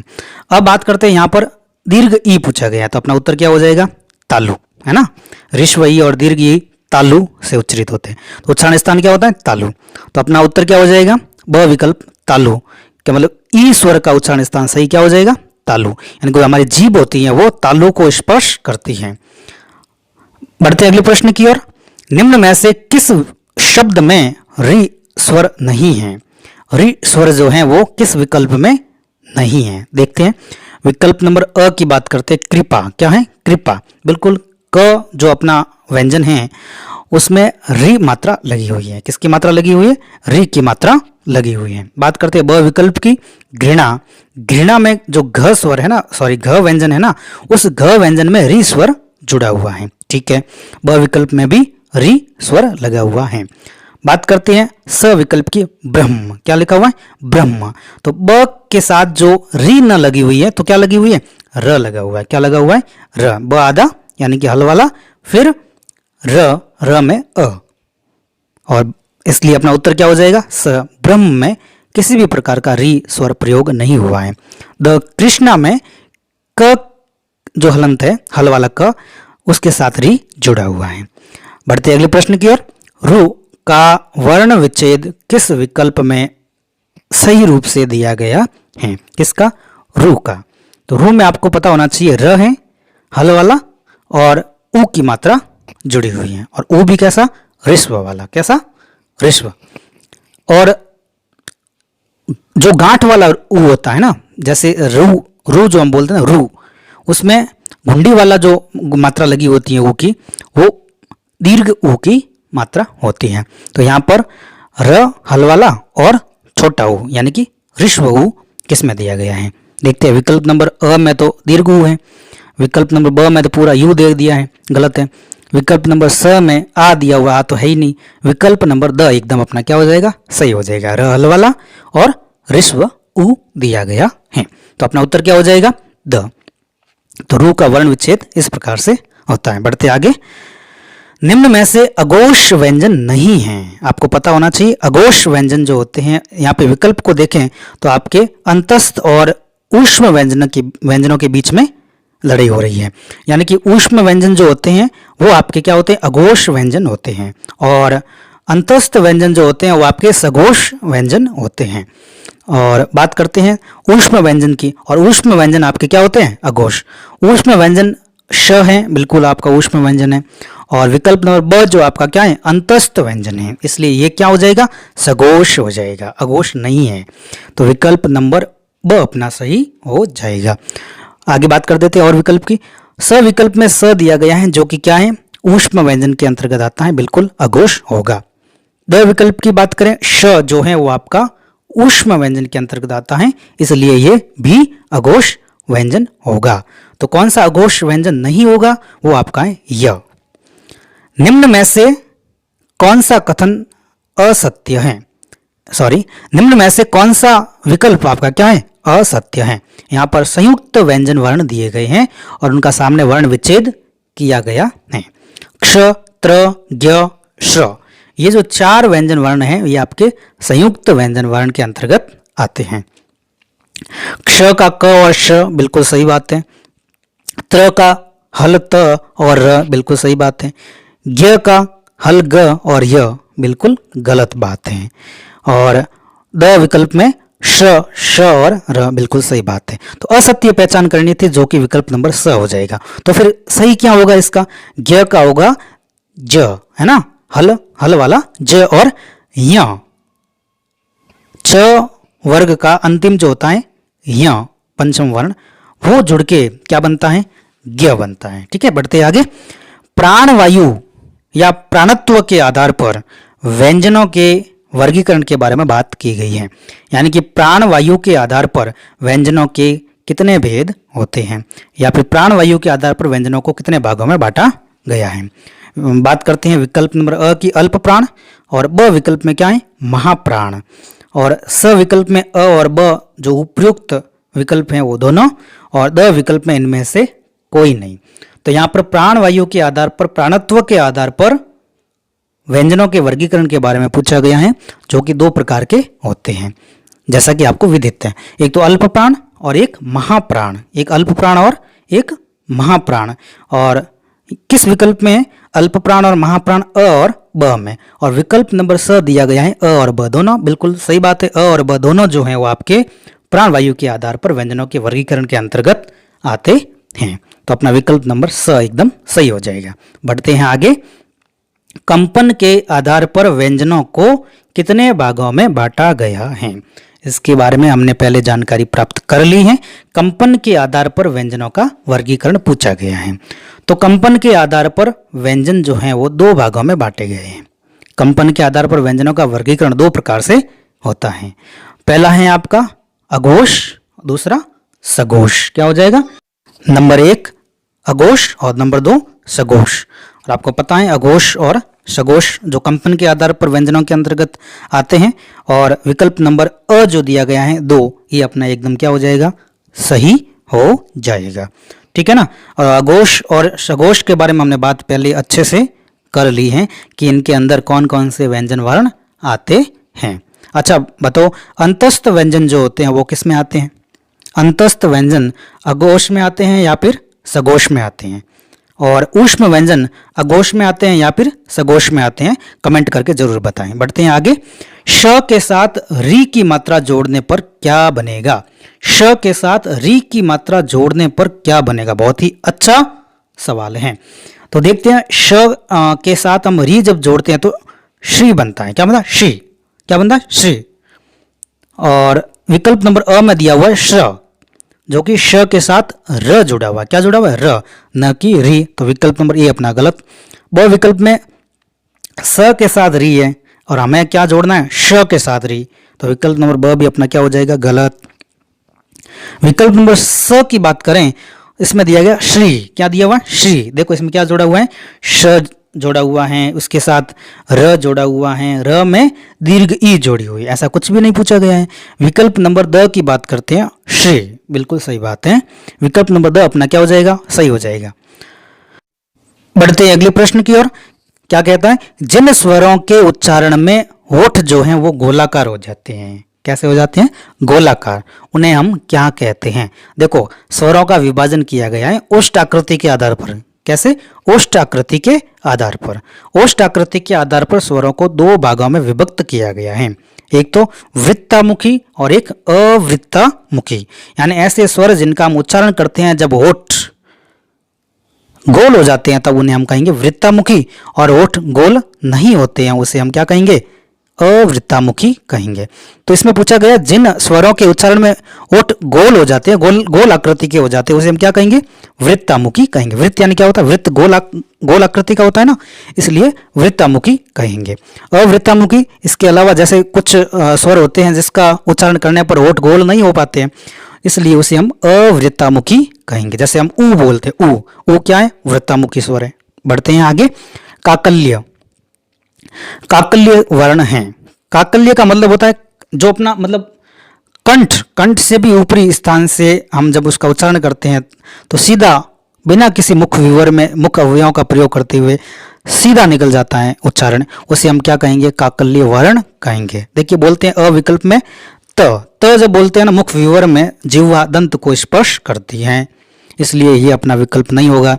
ध जो है त थ द ध त वर्ग का ही है, ये भी आपका क्या हो जाएगा? जिह्वा दंत को स्पर्श करती हैं, तो ये भी आपका दंतीय वर्ण हो जाएगा। बात करते हैं भ, तो प वर्ग का है, प फ ब भ। ये भ जो है आपका ओष्ठीय व्यंजन हो जाएगा, क्योंकि उच्चारण करने पर जिह्वा का प्रयोग कम होकर ओठों का प्रयोग ज्यादा होता है, भ है ना, ओठ आपस में मिलते हैं, इसलिए अपना विकल्प नंबर ह जो है सॉरी द में क्या लिखा हुआ है? ह आपका क्या है? सीधा काकल्य से बोला जाता है। बढ़ते हैं अगले प्रश्न की ओर। क्या कहता है अगला प्रश्न? अगला प्रश्न है असत्य कथन आपको देखना है। असत्य कथन जो है वो आप पहचान करना है कि अ विकल्प जो है अ और आ स्वर कंठीय स्वर होते हैं। बिल्कुल कंठीय स्वर अ आ होते हैं, बिल्कुल सही बात है। कंठीय व्यंजन कौन कौन से होते हैं? क वर्ग होता है, बिल्कुल सही बात है। बात करते हैं ब विकल्प की। ऋस्व ई और दीर्घ ई स्वर जो हैं वो तालव्य स्वर होते हैं। कंठ के बाद तालु, अ के बाद ई, बिल्कुल सही बात है, तालव्य है। बात करते हैं उ ऋस्व और उ दीर्घ स्वर कंठ ओष्ठीय स्वर होते हैं। नहीं, कंठ ओष्ठीय नहीं होते हैं, केवल ओष्ठीय स्वर होते हैं। ठीक है ना, और इसलिए अपना उत्तर क्या हो जाएगा? स विकल्प। बात करते हैं द विकल्प की। री स्वर मूर्धन्य स्वर है, बिल्कुल सही बात है। ठीक है ना, अ आ ई के बाद क्या? री जो है आपका मूर्धन्य स्वर हो जाएगा। बढ़ते हैं आगे। सत्य कथन की पहचान करनी है। सत्य कथन इसमें पहचान करना है। ई ऋस्व और ई दीर्घ स्वर अर्ध संवृत स्वर हैं। ब विकल्प कहता है आ स्वर विवृत स्वर हैं, अ स्वर विवृत स्वर हैं, उ स्वर अर्ध विवृत स्वर हैं। विवृत का मतलब होता है खुला हुआ, यानी इसमें आपको यह देखना है कि कौन सा कथन आपका सत्य है। आ का उच्चारण करके देखिए, आ स्वर जब बोलते हैं तो मुख जो है वो पूरा लगभग खुला हुआ प्रतीत होता है, खुला हुआ महसूस होता है ना। बोलिए आ, जैसे आ बोलते हैं ना, तो आ स्वर क्या हो गया, विवृत, और विवृत का मतलब क्या होता है, खुला हुआ होता है। तो इसलिए अपना विकल्प नंबर ब क्या हो जाएगा, एकदम सही हो जाएगा। बढ़ते हैं अगले प्रश्न की ओर। क्या कहता है अगला प्रश्न, देखिए, दीर्घ स्वर है, यानी कि आपको दीर्घ स्वर की पहचान करनी है। उत्पत्ति के आधार पर स्वरों का वर्गीकरण जब किया गया था तो स्वरों को 3 भागों में बांटा गया था। उत्पत्ति के आधार पर ऋस्व स्वर, दीर्घ स्वर और प्लुत स्वर। यहाँ पर बात की गई है न तो ऋस्व की न प्लुत की, बात की गई है दीर्घ स्वर की। तो आपको पता होना चाहिए जो ऋस्व स्वर होते हैं ना वो आपके 4 होते हैं। कितने होते हैं, 4। अ ऋस्व, ई ऋस्व, उ और री, ये आपके 4 क्या होते हैं, ऋस्व स्वर होते हैं। यहाँ पर बात की गई है दीर्घ स्वर की, यानी कि अ ऋस्व ई ऋस्व उ और री के अलावा जो भी हैं वो आपके क्या हो जाएंगे, क्या हो जाएंगे, दीर्घ स्वर हो जाएंगे। तो यहाँ पर विकल्प नंबर स आपका क्या हो जाएगा, एकदम सही हो जाएगा। अन्य विकल्प जो हैं आपके क्या हो जाएंगे, ऋस्व स्वर के अंतर्गत माने जाते हैं, और स विकल्प में ओ जो है आपका क्या है, दीर्घ स्वर के अंतर्गत आता है। ठीक है, आई होप आपको समझ में आ गया होगा। बढ़ते हैं अगले प्रश्न की ओर। वृक्ष शब्द का वर्ण विच्छेद कीजिए। वर्ण विच्छेद को लेकर भी काफी सवाल आजकल ट्रेंड में चल रहे हैं, कई परीक्षाओं में आते भी हैं। बात करते हैं वृक्ष शब्द का वर्ण विच्छेद। देखिए, व हल वाला, फिर री की मात्रा जुड़ी हुई है, री स्वर है, फिर क्ष का वर्ण विच्छेद हमने पीछे देख लिया, क श और अ। तो देखते हैं सबसे पहले व के साथ री कहाँ जुड़ा हुआ है, ब विकल्प में। किसमें, ब विकल्प में व के साथ री है, बिल्कुल, तो व्री बन गया। फिर क्ष का वर्ण विच्छेद है, क हल वाला, श हल वाला और पीछे अ। देखते हैं ना, विकल्प नंबर ब की बात कर रहे हैं, व के साथ री जुड़ा हुआ है तो व्री बन गया। ठीक है, क्ष का हम करते हैं तो क श और अ, इसलिए अपना विकल्प नंबर क्या हो जाएगा, ब एकदम सही हो जाएगा। अन्य विकल्प क्या हो जाएंगे, असत्य या गलत हो जाएंगे। ठीक है, और अन्य क्यों है कि अ विकल्प में व के साथ री है, ऐसा तो कुछ है नहीं, और व के साथ र इसमें है नहीं। स विकल्प की बात करें तो द विकल्प भी अपना गलत है। बात करते हैं अगले प्रश्न की ओर। क्षत्रिय शब्द का वर्ण विच्छेद क्या होगा। क्षत्रिय में आपको पता होना चाहिए, यहाँ पर क्ष और त्र की बात की गई है। क्ष आपको पता है, क हल वाला, श हल वाला और अ कहाँ पे है, देखिए पहले की बात करें अ की तो क के बाद श शलगम वाला, ये तो है नहीं। ठीक है ना, तो पहला और दूसरा विकल्प गलत हो जाएगा। बात करते हैं तीसरे और चौथे विकल्प की। तीसरे विकल्प में क हल लें और फिर श हल लें फिर अ है, लेकिन चौथे विकल्प में क पूरा दिया गया है स्वर सहित, जो कि गलत हो जाएगा। वर्ण विच्छेद में स्वर को अलग रखा जाता है, इसलिए अ ब द विकल्प अपने गलत हो जाएंगे। बात करते हैं स विकल्प की। क के बाद श अ क्ष बन गया। ठीक है, फिर बनाते हैं त्रि, त हल र हल और ऋष्वई, त्रि, बिल्कुल सही बात है। फिर य हल और अ, स विकल्प अपना एकदम क्या हो जाएगा, सही हो जाएगा। ठीक है ना, क्षत्रिय का वर्ण विच्छेद इस प्रकार होगा। बढ़ते हैं अगले प्रश्न की ओर। राष्ट्रीय शब्द का वर्ण विच्छेद क्या होगा। किसका, राष्ट्रीय, यानी र के बाद आ, र हल होगा, तो चारों विकल्प में र हल दिया हुआ है, बिल्कुल सही बात है। फिर आएगा आ स्वर, तो बिल्कुल चारों विकल्प में आपको र के साथ आ जुड़ा हुआ दिख रहा है। ठीक है, उसके बाद श, देखो आधा दिख रहा है ना, श, तो आधा श के बाद मतलब आधा श दिखेगा, उसके बाद कोई भी स्वर नहीं दिखेगा। तो तीनों में है, चारों में है। ठीक है ना, यहाँ तक श तक तो एकदम सही है। फिर ट्री, ट्र है ना, ट्र, तो ट्र करते हैं पहले, ट्री ट्री, तो ट आएगा। अभी तक तो ट तक तो चारों विकल्प सही है, फिर र तक भी चारों विकल्प सही है। फिर ई, दीर्घ ई कहाँ है, देखिए अ में है, न ब में है, न द में है। स विकल्प आपका क्या हो जाएगा, एकदम राष्ट्रीय पूछा गया है ना, तो द विकल्प हो जाएगा। द विकल्प में थोड़ी सी गलती है, आप देखना, राष्ट्रीय, ट के बाद र के बाद दीर्घ ई होगा, है ना, ऋस्व की जगह आप क्या कर दोगे, दीर्घ ई, और दीर्घ ई के बाद य का क्या किया गया है, वर्ण विच्छेद। बिल्कुल अपना विकल्प नंबर द एकदम सही हो जाएगा। बात करते हैं निर्माण शब्द का वर्ण विच्छेद क्या होगा। निर्माण में आपको पता है न हल के बाद ऋस्वई आएगा, न हल के बाद ऋस्वई चारों विकल्प में है, ठीक है। फिर म के ऊपर र रेफ के रूप में है, तो र पहले आएगा हल वाला, चारों विकल्प में अभी तक सही है। फिर माँ, म हल फिर आ, म हल और आ ढूंढते हैं, म हल और आ विकल्प में भी है, म हल के बाद सीधा न हल ब विकल्प गलत, म हल के बाद आ आया हुआ स विकल्प सही है।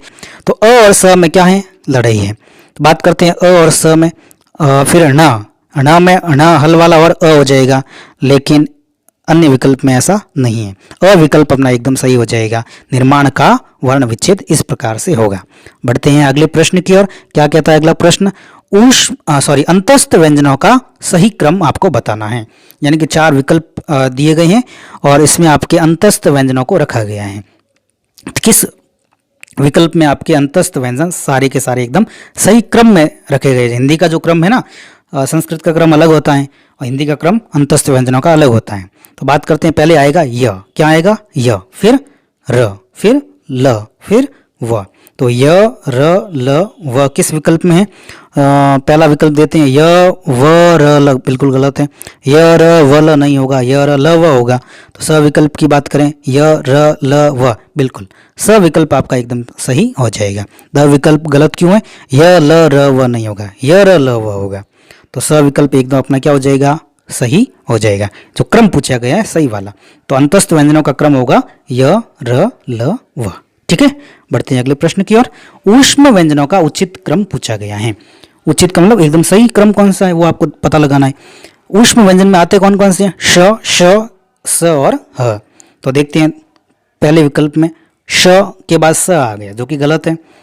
ब विकल्प में श, श, स, ह, ब विकल्प अपना एकदम सही दिख रहा है। अन्य विकल्प की बात करते हैं, स में स, श, श, ह गलत है। द विकल्प श, स, ह, श, जो कि ये भी क्या है, गलत है आपका। ब विकल्प आपका एकदम सही है उचित क्रम में। उचित क्रम जो है अपना श, श, स और ह एकदम ऊष्म व्यंजनों का उचित क्रम है, ठीक है। तो अंतस्थ व्यंजनों का हमने देखा, ऊष्म व्यंजनों का भी उचित क्रम आपने देख लिया है। ऐसे प्रश्न भी आजकल आ सकते हैं। बढ़ते हैं अपने अंतिम प्रश्न की ओर। हम आ गए अपने शतक पर, यानी शतक लगाने वाले हैं अब हम। सृष्टि शब्द का वर्ण विच्छेद क्या होगा। स के बाद री की मात्रा लगी गई है, तो री हमें ढूंढना है स के बाद। तो स के बाद र पहले विकल्प में गलत हो जाएगा। ब विकल्प की बात करें, स के बाद र है, ये भी गलत हो जाएगा। स विकल्प की बात करें, स के बाद र है, तो अ ब स तीनों विकल्प अपने क्या हो जाएंगे, गलत। ऐसे पहचान करते हैं ना, ऑप्शन कट करके आपको उत्तर तक जाना है। द विकल्प सही क्यों है, तो देखते हैं। स के बाद री, बिल्कुल सही बात है। फिर श, ठीक है। फिर है टी आपका, है ना, ट और ऋषवई, बिल्कुल एकदम सही उत्तर है आपका। द सृष्टि का जो वर्ण विच्छेद द विकल्प के रूप में होगा। तो मित्रों, कैसे लगे मेरे सवाल, मेरा प्रयास आपके लिए कितना कारगर साबित हुआ या होगा, कमेंट बॉक्स में ज़रूर बताएं, है ना। मैंने 1 से लेकर 100 प्रश्न बड़ी ईमानदारी के साथ, बड़ी लगन के साथ बनाने का प्रयास किया था, और जो कि कारगर साबित होगा। और ये वीडियो आपको कैसा लगा ज़रूर बताएं, अपना स्कोर ज़रूर बताएं सबसे पहले तो। यानी कि आपने 1 से लेकर 100 प्रश्न यदि ईमानदारी से किए हैं, तो आपके 100 में से कितने प्रश्न आपके एकदम सही हुए हैं और कितने गलत हुए हैं, ये दोनों आपको कमेंट बॉक्स में जाकर लिखना है। यानी कि मेरे 100 में से इतने सवाल सर सही हुए हैं। तो एक बार फिर से आप सभी का बहुत बहुत धन्यवाद। वीडियो को लाइक करना ना भूलें, चैनल पर नए हैं तो सब्सक्राइब करना बिल्कुल ना भूलें। दोस्तों के साथ क्या करें, ज़्यादा से ज़्यादा शेयर करें। जय हिंद।